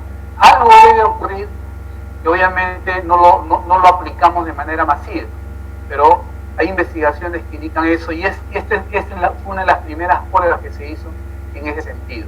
¿De acuerdo? Una geomembrana tiene la capacidad de poder disipar energía debido al desplazamiento relativo que hay entre la parte en esa misma interfaz. ¿De acuerdo? Y este es muy similar al caso de suelos, que es un comportamiento histerético, pero ya no en términos de deformación ni esfuerzo, sino de desplazamiento y fuerza, ¿no? Entonces lo tengo aquí como recta secante corresponde a una rigidez, ya no a un módulo de corte. Y claro, la relación de áreas es el amortiguamiento, eso sí es constante, porque el amortiguamiento es adimensional. A través de este modelo, en elementos finitos, representando esta interfase, el profesor Yeyan, grafica la rigidez obtenida de esta forma versus el esfuerzo normal aplicado, que en este caso sería el peso del bloque rígido, y obtiene esa curva en función del desplazamiento. Haciendo un modelo numérico, que sería este de aquí, lleva este comportamiento a un módulo de corte versus el esfuerzo normal y a una deformación cortante equivalente. En realidad, el modelo no se comporta como tal, pero mediante un artificio numérico lo llevo a una equivalencia, ¿no?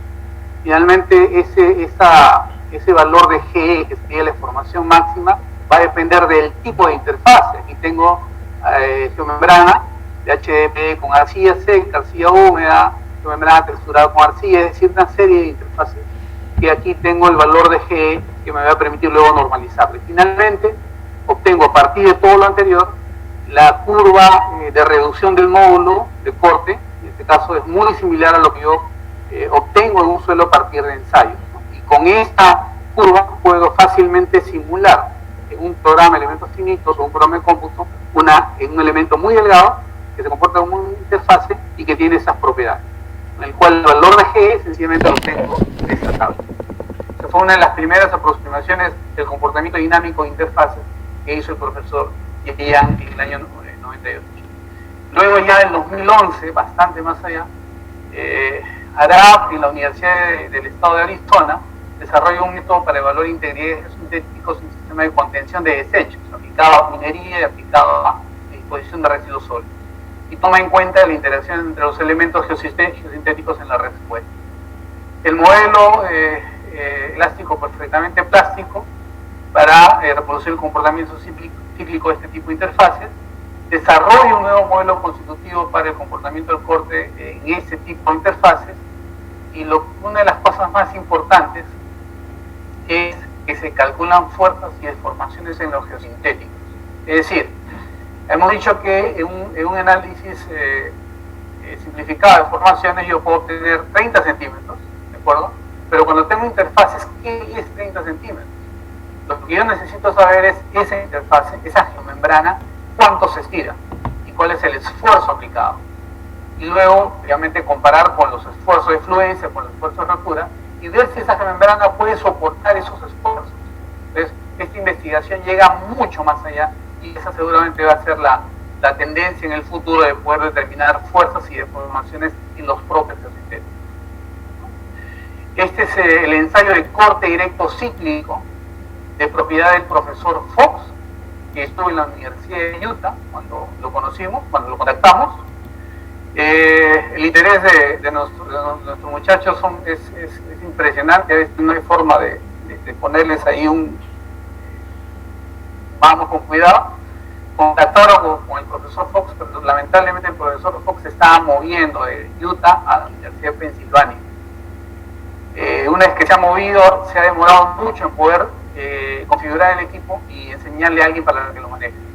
El presupuesto está ahí, las muestras también, y el momento de que ya el equipo esté operativo, esperamos tener los primeros resultados de este tipo para los proyectos que usualmente trabajamos. Aquí tenemos, por ejemplo, un ensayo triaxial. Este es el esfuerzo de corte y es el tiempo. Y esta es la respuesta en histerética en desplazamiento y esfuerzo de corte de un ensayo de corte directo cíclico, como digo. Este es el lazo histerético, obviamente, en esfuerzo de corte y desplazamiento, la regla sacante que define la rigidez y el amortiguamiento. Y esta es, como digo, una tendencia futura que nos va a permitir evaluar mejor el comportamiento de nuestras interfaces. Yendo a los desplazamientos inducidos por sismo, el principio, vamos a hablar ya de propiamente la determinación de los desplazamientos que induce un sismo. El principio es, en realidad, sigue el concepto de Newman, que es un bloque rígido que se mueve sobre una superficie.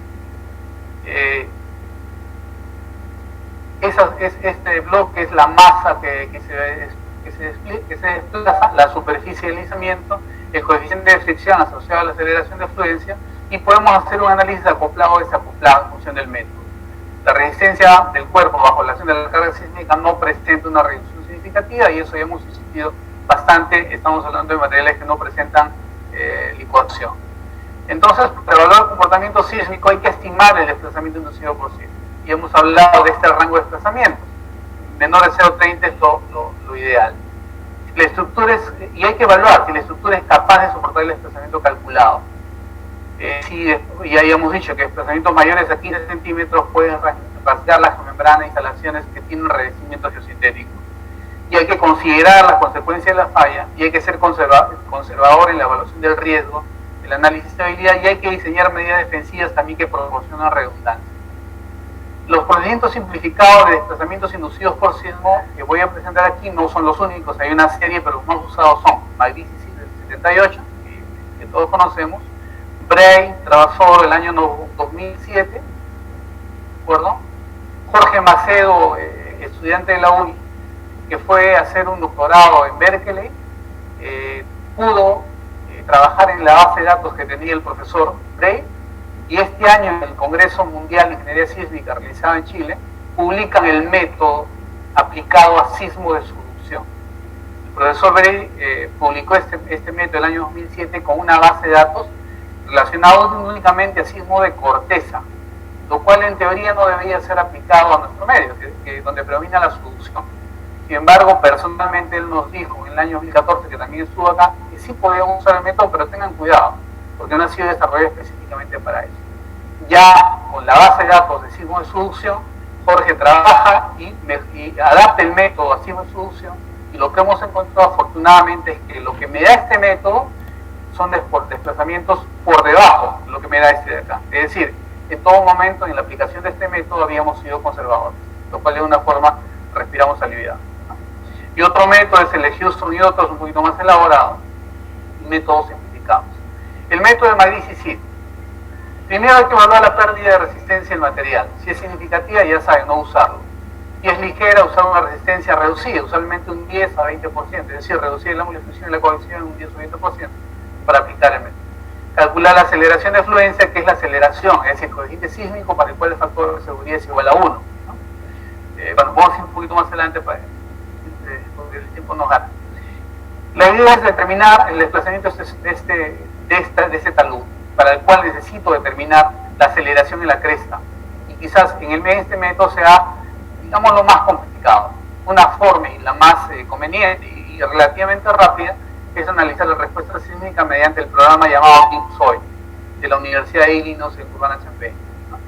Hace un mes estuvo el profesor Bray y le decía a la gente de Illinois, que también había venido a la charla, que los de Illinois se sentían orgullosos porque ya el año pasado Berkeley había usado el DeepSoil. Se resistían a usarlo. Usaban el famoso y antiguo programa Shake, que seguramente muchos conocen. Se resistían a usarlo. ¿Por qué se resistían a usarlo? Porque era Illinois. Nada más por eso. Entonces, lo han probado y ahora lo están usando. Yo le decía al profesor Bray, nosotros nos sentimos orgullosos que hemos usado el DeepSoil antes de Berkeley, ¿no? Y lo seguimos usando. Bien, este es un programa que está en la web. Pueden entrar a la Universidad de Illinois, es gratis. No solo eso, sino que además de ser gratis, tiene un, ¿cómo le dicen esto? No, una vez que me venden, ¿cómo se llama? Después, el servicio por venta. O sea, no lo venden, pero me dan un servicio por venta. Porque si tengo alguna duda, se lo pregunto y me responden rápidamente. Es un programa impresionante y es gratis. El programa Shake hoy en día cuesta del orden de $1.500. DeepSoil, versión 6.15. Bueno, una vez que determino la respuesta a través de las propiedades dinámicas, utilizando el sismo correspondiente, etcétera, y determino la aceleración máxima, tengo estos dos gráficos para ya no entrar en mayor detalle. Estos gráficos están en la publicación original de Magrizi-Sid. Aquí con eso determino la aceleración promedio máxima y con esto el desplazamiento, ¿no? Esto es cómo varía la aceleración promedio máxima en el talud, tomando como máximo la cresta y digamos el valor, perdón, mínimo la cresta y máximo a esta profundidad. Es decir, la relación entre la aceleración máxima promedio y la aceleración máxima en la cresta es igual a 1 en la cresta, obviamente, ¿no? Pero es del orden de 0,33 en la base del talud, que es precisamente donde yo quiero evaluar el desplazamiento inducido por sismo. Entonces, si ya tengo el PGA determinado con el análisis de respuesta en la cresta, tengo el valor de K máximo. Con el valor de K máximo y con el valor de la aceleración de fluencia obtenido de un programa sencillo de equilibrio límite, determino en función de la magnitud del sismo, determino el desplazamiento permanente. En este caso, por ejemplo, tengo este rango de sismo entre 6,7 y 7,5, determino un valor, un rango de desplazamiento. Lo que el profesor Bray también nos recomendaba, que es no dar un valor de desplazamiento, sino dar un rango, que es lo más razonable. ¿De acuerdo? Entonces, este es el método de Magrizi en un par de láminas. Los métodos de Gray, Travasoro y Macedo y Travasoro el año 2007 y 2017 es un poquito más elaborado. Está esencialmente basado también en la ley de bloques rígido de Newman. Y analiza la respuesta sísmica por elementos finitos. El modelo del talud usa una respuesta no lineal del suelo, un modelo acoplado stick-slip, que quiere decir que está pegado y luego se despega, ¿no? Utiliza la rigidez determinada por el periodo de la masa deslizante y utiliza la resistencia definido como la aceleración de fluencia. Su base de datos, a diferencia de algunos sismos y algunos análisis realizados por Magrizi-Sid, en el 2007 usa 41 terremotos, 688 registros y más de 55.000 análisis acoplados, que le da una solidez impresionante al método. Como data de entrada necesitamos la aceleración, necesitamos el periodo de bloque deslizante, la aceleración espectral, el periodo de gradado y la magnitud del sismo. Esta expresión de aquí corresponde a los sismos de Corteza, como les había dicho, el método del 2007, que ya se los presenté anteriormente, a partir del cual despejé el coeficiente sísmico. Y esta expresión corresponde a los sismos de subducción, que es la publicación del 2017. ¿No? La forma es muy similar, ¿de acuerdo? Los coeficientes van a cambiar. ¿No? Donde tengo el desplazamiento permanente inducido por sismos, la relación de fluencia, el periodo fundamental de la estructura, vamos a ver un ejemplo de cómo calcularlo, el periodo degradado que les había indicado que era 1,5, el periodo del suelo, porque se degrada, disminuye la velocidad, incrementa el amortiguamiento, la aceleración espectral que lo obtengo de un estudio de peligro sísmico para un determinado periodo de retorno, y la magnitud de momento. Este es, por ejemplo, el cálculo de mi factor de seguridad pseudoestático, 0,71. Aquí calculo la aceleración de fluencia. ¿Cuál es la aceleración de fluencia? El coeficiente sísmico que me produce un factor de seguridad igual a 1. ¿De acuerdo? Aquí tenía 0, no logro ver, pero bueno, aquí el coeficiente sísmico es 0,045. Aquí hay diferentes casos para calcular, según el método de Bray, el periodo de la masa deslizante. Bien sencillo. Si es esta forma, el relleno, el periodo es 4h sobre B sub S, una fórmula muy conocida por nosotros. Si tiene esta forma, el talud que estoy analizando, es 4h sobre BS. Si tiene esta otra forma, muy similar a lo que ocurre, por ejemplo, en instalaciones revestidas, el periodo es 2,6h por BS. Lo calculo, ya tengo el periodo. ¿De acuerdo? Vamos a ver un ejemplo más adelante. Bueno, calculando el periodo, y necesito la aceleración espectral, que viene nuevamente del espectro respuesta de sitio. La magnitud de momento me lo va a decir también el estudio de peligro sísmico, ya tengo el calle, aplico esta expresión y calculo el desplazamiento. Y digo, bueno, esta luz se va a desplazar tanto y tengo que saber si ese desplazamiento es tolerable o no. ¿De acuerdo? El método de Houston es un poquito más elaborado. Esta explicación se la hago aquí en la figura. Es el mismo bloque rígido de Newman que se desliza en un talud. El talud lo divido en 3 secciones. En cada sección hago un análisis unidimensional de respuesta. Obtengo el perfil, defino los parámetros dinámicos, defino el sismo de entrada. El sismo de entrada se desarrolla, amplifica, y aquí le coloco en cada sección, le coloco una zona de corte. Es un estrato débil, cuyas propiedades voy a modificar para que la aceleración en la parte superficial no sea mayor que la aceleración de fluencia. Cuando la aceleración del sismo es mayor que la aceleración de fluencia, se produce un desplazamiento que luego lo voy a acumular. Ese es el concepto. Si KY es el coeficiente sísmico por el cual el factor de seguridad es igual a 1, valores mayores a KY, el factor de seguridad se va a reducir y se produce un desplazamiento en esas condiciones. En la medida que cada pulso supere la aceleración de fluencia, está generando un desplazamiento que si yo hago una doble integración, lo estoy acumulando. Ese es el desplazamiento que debería acumular y eso es lo que hace el método de Houston. Le registro aceleraciones en este punto, que es doblemente integrado, para encontrar desplazamiento inducido en esa sección. Hago lo mismo en transiciones y promedio y obtengo el desplazamiento inducido por sismo en esta condición. ¿De acuerdo? Para mayor detalle, por favor, les invito a mi clase de dinámica de suelos en la UNI. Este ciclo no estoy dictando, pero el próximo sí, los sábados de 8 a 11. Hay muchos, ahí la mitad son alumnos inscritos y más de la mitad son alumnos hoy. Ahí ya lo saben ustedes. Existen métodos rigurosos de tipo de esfuerzo de formación que obviamente va a ser más complicado por detallar, pero bueno, alguna referencia les doy, ¿no? Hay los programas llamados el Plaxis 2D o eventualmente el 3D también. El programa en diferencias finitas FLAC 2D y 3D es bastante bueno, probablemente mejor que el Plaxis, sin embargo el Plaxis es mucho más amigable, ¿no? Los modelos constitutivos, y ahí tendríamos que hablar de una serie de tipo de comportamiento del suelo, como el Happening Soil, el Soil, el Small Strain, Morculov, una serie de modelos que están incorporados en estos dos programas, que me permiten modelar el comportamiento del suelo ante cargas cíclicas, carga dinámica. Hay que, ojo, este es un paso importante. El registro sísmico tiene que ser ajustado espectralmente al espectro de peligro uniforme y se lo describe en una figura un poquito más adelante. Esta es una salida de un análisis dinámico bidimensional donde se puede observar los desplazamientos inducidos por sismos en diferentes partes de la estructura y luego comparo pues nuevamente con lo que si bien el método de Bray, el método de Houston, etcétera, me da un desplazamiento promedio de toda la masa que se va a deslizar. El método de elementos finitos obviamente me va a discretizar en las diferentes partes de la estructura cuál es el desplazamiento que yo debería esperar. Es un método obviamente mucho más poderoso.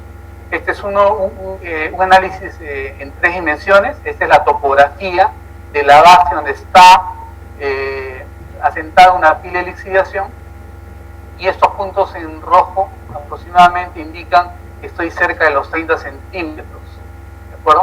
O sea, el sismo de diseño, en este caso iba a producir en toda la masa, en toda la superficie de falla, porque esta es básicamente la zona de la superficie de falla, aquí para arriba abajo, esta es la topografía del terreno, es decir, la base de la estructura.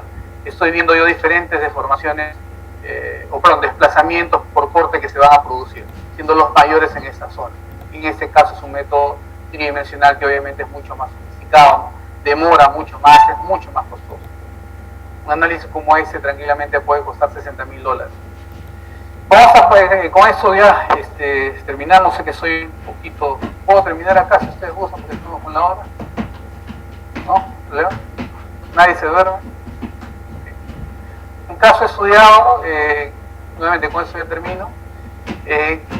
Les quería hablar rápidamente acerca de pilas de lixiviación, porque probablemente no sea el pan de cada día de algunos de ustedes, pero bueno, es el tajo abierto de una operación minera. Todo el mundo conoce de qué se trata. La operación minera básicamente es atajo, es subterráneo, ¿no? Usualmente los proyectos de pila de lixiviación son atajo abierto, donde el mineral es llevado a una chancadora, ¿no? O es directamente llevado a la pila, lo que se llama el mineral ROM, que viene directamente de minas solamente de voladura, no pasa por chancado, ¿no?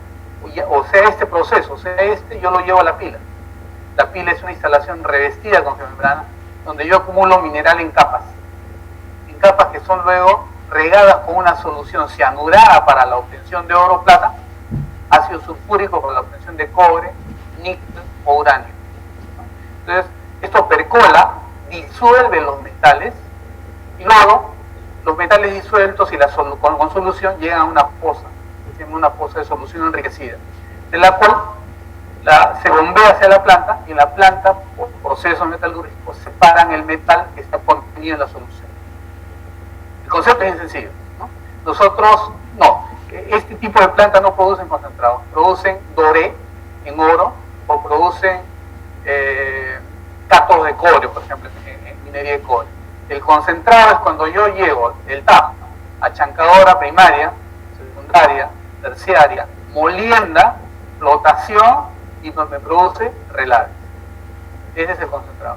En este caso, en pila de lixiviación, produzco el doré, que es el oro al 66% de concentración, o el cátodo de cobre, que es prácticamente 99% de cobre. El concentrado es concentrado, no es metal puro, ¿no? Bueno, en la planta, la solución de la cual extraje el metal, si hay lluvia, el exceso va a una posta de emergencia, importante también señalar, y en la planta la solución en la cual ya le extraje el metal queda como una solución pobre, ¿no? En inglés se llama barren, y de ahí recirculo la pila, y voy haciendo el proceso. Eso es en pocas palabras una pila de lixiviación, que son nuevamente para almacenar mineral, este tipo de mineral. La geomembrana impermeabiliza la base, por lo cual genera una superficie potencial de deslizamiento, ¿cierto? Se debe determinar la resistencia de la interfase, como ya hemos visto. Se debe evaluar la integridad de la geomembrana también. Y las fallas tipo bloque son las más críticas, como ya hemos visto y vamos a ver. Y se debe analizar la primera capa, que usualmente es la más crítica, vamos a ver.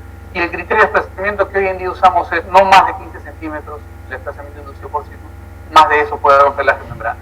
Aquí hay una vista de cómo se construye una pila. Rápidamente, la construcción de una pila demora mucho tiempo, años, ¿no? La construcción y la formación. Esta es la topografía del terreno natural. Esta foto me ayuda bastante porque es bien ilustrativa. Estos son los sistemas de subdrenaje que son tuberías perforadas, colocadas en zanjas para poder recuperar el agua subterránea, ¿no? Cuando voy a colocar una estructura minera sobre una superficie, todo el agua que está debajo de la superficie tiene que ser colectada, tiene que ser monitoreada, y si está contaminada tiene que ser tratada. No la puedo descargar al medio ambiente, entonces la tengo que colectar, ¿no? Más claro, si el nivel freático sube puede dañarla el geosintético, por lo tanto lo tengo que colectar en ese tiempo, y que básicamente está concentrada en los valles, y aquí en zonas planas también se pone espina de pescado que todos conocemos. Luego viene lo que es la nivelación. ¿Qué es la nivelación? Ese corte y relleno de diferentes zonas de la pila. Comparen ustedes acá. Aquí, por ejemplo, tengo la topografía aquí y aquí la tengo plana. Es decir, ahí corté para darle una plataforma para poder colocar el mineral posteriormente. Sobre esta superficie coloco una capa de arcilla de 30 centímetros o un GCL en taludes muy fuertes. Sobre esa capa le coloco la membrana en toda la pila y en la posta. Sobre la membrana coloco todo el sistema de drenaje que me va a recuperar la solución y que lo va a llevar hacia la posta. Son tuberías perforadas de HDP de pared doble, interior lisa, exterior corrugada, de 10 centímetros, de 20 centímetros, de 400 centímetros de función en el área de colección y el flujo hidráulica, el coeficiente Manning, la fórmula de flujo, etc. ¿De acuerdo? Sobre esta red de tuberías coloco la primera capa mineral, lixivium, en función del ciclo de lixiviación. Eso depende del tipo de mineral. En cobre, por ejemplo, estamos hablando en esta pila de 280 días, que tiene que estar en ese proceso para tratar de sacar la mayor cantidad de cosas posible. Luego la segunda, lixidio. La tercera capa, lixidio, y así voy hasta el final de la vida de la pila, que puede demorar 10, 15 años, solo que corresponde. Algunas pilas son más pequeñas, 5 años, etc. ¿De acuerdo? La construcción de una pila en 2 minutos. Este es el caso de una pila de lixiviación ubicada en la región sur, una pila de 140 metros de altura, localizada en una zona de valle, aproximadamente 80 millones de toneladas de capacidad. Estas son algunas vistas de la parte inferior de la pila, y esta es una vista de la construcción de la segunda etapa de la pila. La pila ya estaba operando en esta zona, y aquí tengo la vista del mismo lugar, pero ya con la geomembrana colocada en gran parte de la pila. ¿De acuerdo?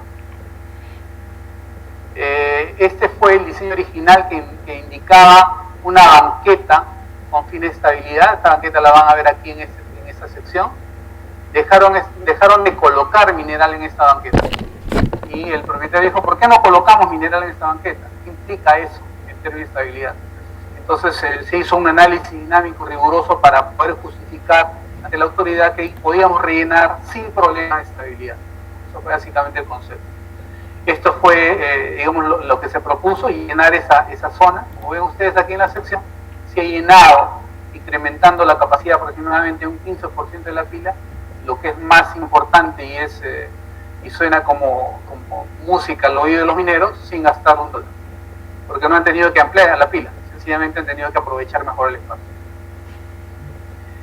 Para eso se hicieron investigaciones de campo consistentes en la refracción sísmica, geofísica con más de doble man, granometría global, que les expliqué, que se ensaya hasta el tamaño máximo. Se muestre el suelo de baja permeabilidad, que es el suelo arcilloso que va debajo de la membrana. Se muestreó también la membrana. Vamos a ver algunas vistas aquí. Aquí, por ejemplo, pocas veces lo vamos a ver, vean. Este es el pie de la pila. ¿Okay? Lo excavo con bastante cuidado. Y vean, descubro la membrana, ¿cierto? Luego, ¿qué hago? Corto la membrana. Luego, ¿qué hago? Enrollo la membrana para llevarlo al laboratorio. Estoy ensayando lo que realmente está aquí colocado. Y luego hago un tallado para luego obtener ahí la muestra tallada, inalterada. No siempre se puede hacer esto, y eso se hace cuando es muy arcilloso. Pero cuando tiene cierto contenido de grava, no hay forma. Tengo que tomar densidad in situ y remoldear en el laboratorio. Aquí también se puede ver, ¿no?, la reconstitución de 3 bloques y más el embolsado, lo coloque en cajas y se traslada al laboratorio. Aquí se puede ver la prueba de densidad, el reemplazo de agua, y la granometría global. Este es aproximadamente 12 pulgadas de tamaño máximo. Aquí ya se está preparando una zona para poder hacer la granometría global. Y bueno, el empaque en bolsas, como se puede ver, es una granometría bastante gruesa de ese material. Se hicieron ensayos en el mineral lixiviado usando la técnica de degradación paralela o las curvas homotéticas que hablamos inicialmente. Se hicieron ensayos triaxiales consolidados drenados. Se hicieron también ensayos de columna resonante y corde torsional. Esta fue la primera experiencia de este tipo de ensayos, y que nos dio una sorpresa interesante que ahora les muestro. Se hicieron ensayos de corte directo a gran escala hasta 2000 kPa de presión de confinamiento. En aquel entonces el laboratorio no tenía este ensayo y lo tuvimos que mandar a hacer a Texas, a un laboratorio de mucho prestigio también. Bueno, y se ensayaron ese tipo de interfase entre el suelo inferior y la membrana texturada y entre el suelo superior y la membrana lisa, como se ve aquí. Esos son los resultados de los ensayos de corte directo, el desplazamiento y el trozo de corte para 400, 100, 200, 400 y 800 kPa en nuestro laboratorio. Ahí están los resultados de las muestras. Y este es el laboratorio del TRI, que se llegó hasta 1600 o 2000 kPa, si mal no recuerdo, porque la altura de la pila justificaba hacer un ensayo con alta presión de confinamiento. La propiedad dinámica del material lixiviado, estos son los resultados, y les comento brevemente, quiero invertir un poquito de tiempo porque es importante. Los resultados son estos de acá. Y acá hay dos resultados, porque inicialmente nos mandaron uno. Nosotros comparamos estos resultados con lo que estamos acostumbrados a usar de la literatura, que es C de Iris, C y otros, ¿no? Y Menck, que para nosotros es el estado del arte. En teoría, estas curvas deberían haber sido similares a estas, y no lo fueron. Mandamos un comunicado, un correo pidiendo algún tipo de explicación, que nos digan qué estaba pasando. Estamos totalmente desconcertados, porque estamos acostumbrados a usar las curvas de la literatura, no a tener un resultado ensayo. Después de un mes nos respondieron. Pensamos que ya pues nos olvidamos, se olvidaron de nosotros, pero no. La Universidad de Texas, ¿qué es lo que había hecho? Había vuelto a ensayar la muestra, con la duda que eso les había generado a ellos también. Y les dio exactamente lo mismo. Aquí tengo parados los tipos de presión de confinamiento. Este es para 300 kPa, este es para 1200. 100 y 300 y aquí 100 y 1200. Perdón. Para 1216 y para 300. Estas curvas de aquí son las curvas de la literatura, en Menck, para 100 y para 300, para 100 y para 1200 o 1216, que no se ajustan a la realidad. Entonces esto demostró que los ensayos estaban bien hechos, pero que no se ajustan al tipo cualquier otra curva de la literatura. Conclusión, ensayemos, no hay otra forma. ¿Cómo hubiese determinado que esta no era la curva que yo debería usar? Cuando en teoría se me dicen que es el estado del arte en el día de hoy. En cambio el editor me quitó las venas, dijo, aquí este tipo de suelo se comporta de manera diferente a lo que en la literatura indica. ¿De acuerdo? Pero el amortiguamiento fue lo mismo. Aquí el amortiguamiento y aquí lo que predecía Menck para esta presión de confinamiento de 300 y para 1216. Igual, muy lejos, ¿no? Entonces nos confirmaba que teníamos que ensayar, y eso es lo que estamos haciendo. Bueno, a partir de los ensayos que hemos hecho, hemos obtenido las curvas de corte normalizado para el mineral de la pila, y bueno, comparado con otras curvas de la literatura, como ven ustedes ahí, no se comparan. Y esta es la curva para la interfaz, modelada como un suelo de pequeño espesor. Y el amortiguamiento igual son las curvas que hemos obtenido a partir de los ensayos, son las otras curvas de la literatura, y el amortiguamiento según Yeyan debería ser del orden de 45%, un valor bastante alto para un amortiguamiento de un material. Los análisis de desplazamientos fueron realizados los métodos que les he indicado, MyDCC, Predictado Sobre, y otros, y se hicieron análisis rigurosos mediante Plaxis, modelando el mineral con este modelo Hardening Soil Small Strain, y otros materiales con el modelo Morculum, que es más sencillo. Este es el espectro de sitio, que les había hablado, que se obtiene un espectro de un estudio de peligro sísmico. Ese es el espectro que daba el estudio de peligro sísmico y que no nos convenció.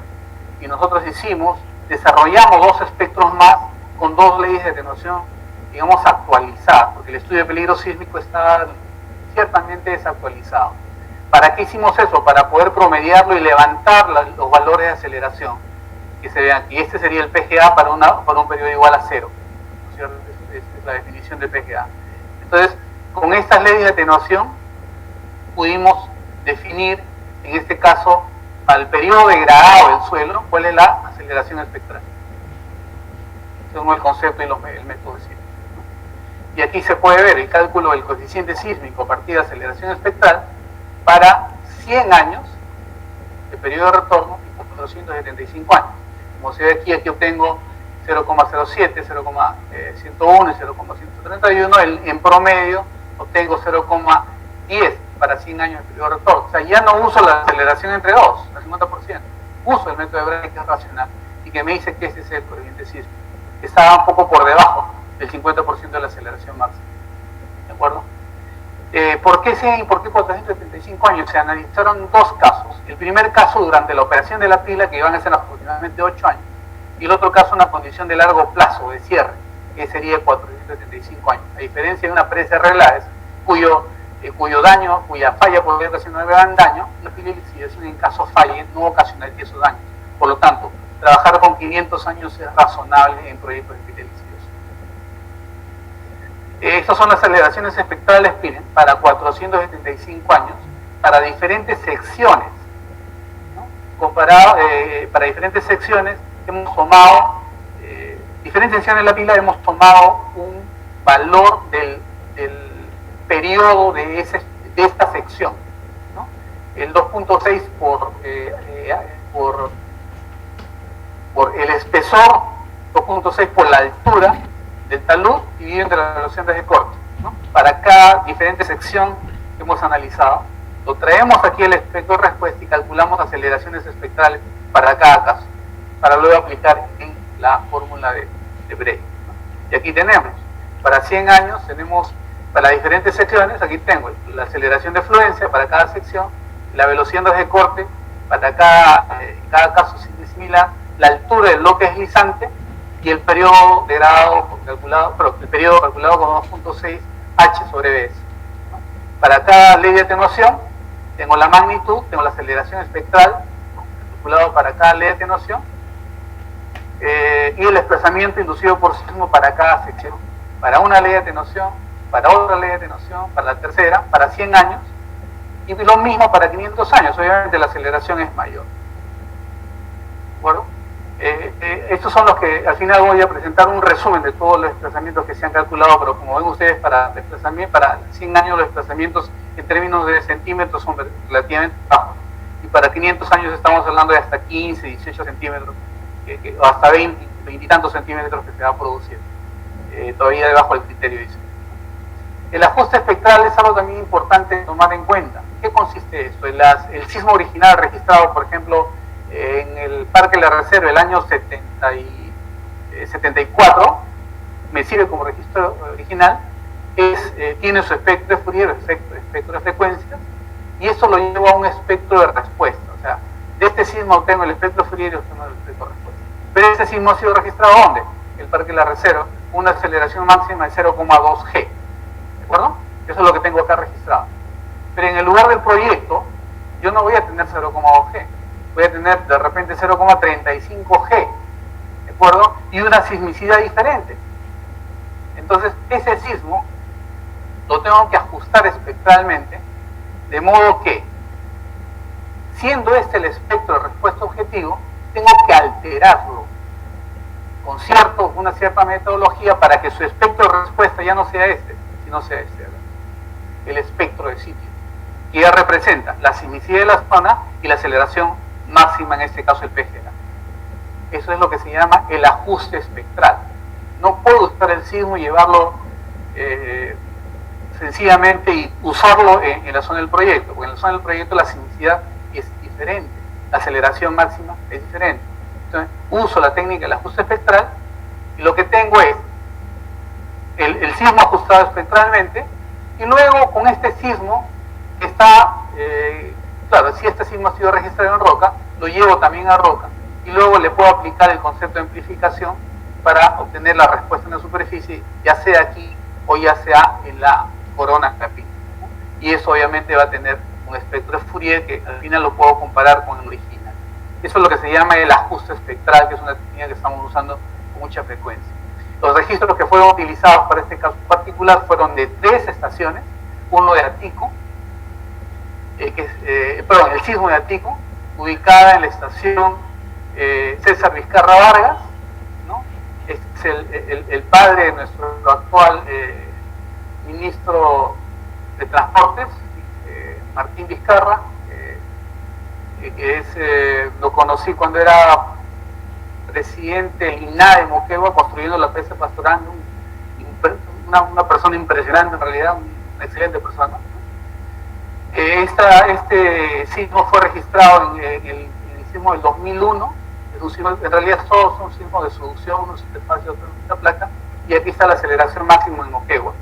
El sismo de Tarapacá registrado en la Universidad de Tacna, ¿no?, con una aceleración de 0,12 aproximadamente, y el sismo de Iquique también registrado en la Universidad de Tacna con 0,72. Estos tres sismos nos permitieron hacer el ajuste espectral. Aquí como se ve, por ejemplo, el sismo de Pico en este-oeste y norte-sur, este es el sismo original, y esos 6 registros de 3 terremotos fueron ajustados para los espectros de respuesta de 100 y 475 años, como se ve aquí, ¿cierto? Este es el espectro para 100 años, vean, este es el espectro para 100 años, y los espectros de los 6 registros han sido modificados para que se ajusten al espectro objetivo, ¿de acuerdo? Una vez que hago eso, ese sismo ya está listo para ser utilizado en mi proyecto. Y aquí está lo mismo para 475 años también, ¿de acuerdo? Hay detractores de esta metodología y hay gente que sí lo usa. Nosotros estamos convencidos que esto nos permite ahorrar cantidad de sismos. Yo no tengo que analizar 15 sismos, ¿no? Analizo solamente 6 o 8, ¿de acuerdo? Pero es un proceso en realidad bastante tedioso. No es complicado, pero sí mucho trabajo. Y este, por ejemplo, ya el sismo ajustado espectralmente para 475 años. La forma es similar, tampoco la idea es generar un sismo sintético que no tenga absolutamente nada que ver con el original, no es la idea. Se tiene que respetar sobre todo la energía que produce este sismo y un criterio que se llama la intensidad de áreas. Y estos son ya a partir de aplicar para 100 años y 475 años el sismo en la base del modelo y cómo se va a mover en la pila. Como ven ustedes, los mayores desplazamientos se dan en la cresta, ¿no?, de orden de 30 centímetros. Para 475 años inclusive tengo hasta un poco más, 60 centímetros, ¿de acuerdo? Pero en realidad no me preocupa lo que puede ocurrir acá, porque esto puede ser un desplazamiento muy grande durante el terremoto. Parte del banco de la pila se va a caer, viene un tractor, lo levanta y se acabó, ¿no es cierto? Lo que a mí me preocupa es qué va a ocurrir acá. Aquí es donde yo debo controlar que el desplazamiento no sea mayor de 15 o 30 centímetros para que la membrana no se rastre. Y eso es lo que vamos a ver con más claridad. Estos son los puntos de control que me están ilustrando cómo se va a mover la base de la pila donde está precisamente la membrana. Y este es el registro de desplazamientos en el tiempo para los diferentes puntos de control. Los mayores obviamente están en esa zona y se desplazan bastante para 100 años, pero en la base, en la membrana, el desplazamiento no llega a ser ni siquiera, no llega ni a 10 centímetros, y son estos que están por acá. Y para el sismo de mayor periodo de retorno, igual, es un desplazamiento que está por debajo en los puntos de control inferiores, está por debajo del criterio que estoy asumiendo. Esta es ya la tabla que resume los métodos que han sido aplicados. En el caso de los métodos solamente el método de Houston, recuerden, usa 3 secciones. Los métodos de Magrisi y el método de Bray todo solo no usan secciones, sino usan desplazamientos promedios de todo el talud. Y el método, por elementos finitos, lo que estoy calculando es el desplazamiento promedio en la interfase. Pero en realidad yo puedo calcular el desplazamiento en cualquier parte de la pila, ¿no? Entonces, en el caso de Magrisi me da para 100 años de 0,8 centímetros. En el caso de Houston, prácticamente un desplazamiento despreciable. En el caso de Bray, desplazamientos muy pequeños. Y a su vez, Bray agrega el hecho de determinar una probabilidad de ocurrencia de desplazamientos mínimos. Me dice 100% de probabilidad que los desplazamientos sean despreciables. Entonces, es otra medida de que efectivamente los desplazamientos son muy pequeños. Y a través de Plaxis tengo esta. Como ven ustedes, la comparación es muy similar entre todos los métodos, están en el mismo orden de magnitud, ¿de acuerdo? ¿Qué utilizo ahora? O sea, ¿qué prefiero utilizar? Obviamente es un método más riguroso, pero no lo voy a hacer siempre y no lo puedo hacer porque es más costoso. Entonces esto demuestra que los métodos simplificados funcionan y funcionan bien. Eso es para 100 años de periodo de retorno. ¿Qué pasa para 475 años? Lo mismo, vean. Magrisi ya predice un desplazamiento mucho mayor que el resto, indicando que si bien para 100 años todos los métodos, cuando los desplazamientos son pequeños, todos los métodos son válidos, todos los métodos dan más o menos lo mismo, pero cuando los desplazamientos ya son importantes, se ve una dispersión grande del método de McLeese.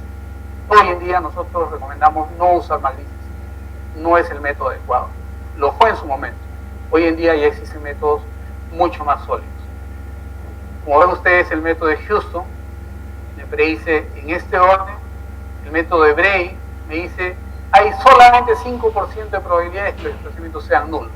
Correcto, los desplazamientos no son nulos, están en ese orden.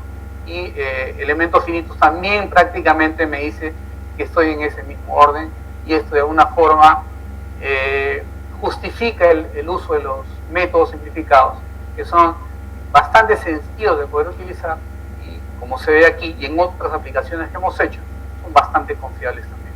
¿De acuerdo? En resumen, bueno, todo lo que hemos conversado anteriormente, no quiero ir en detalle en esto, pero en el fondo es lo que les he mencionado: los métodos simplificados de análisis de desplazamientos y de comportamiento sísmico en estructuras geotécnicas son bastante confiables, y los métodos rigurosos sí son también aplicables cuando las condiciones del problema lo requieran. ¿De acuerdo? Muchas gracias.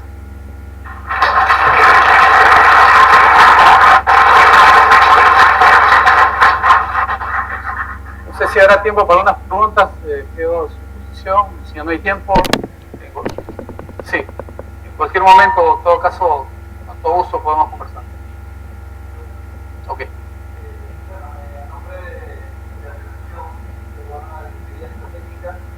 Quiero agradecer a Miguel Denis Parra por esta interesante charla, de este diploma de agradecimiento. Muchas gracias.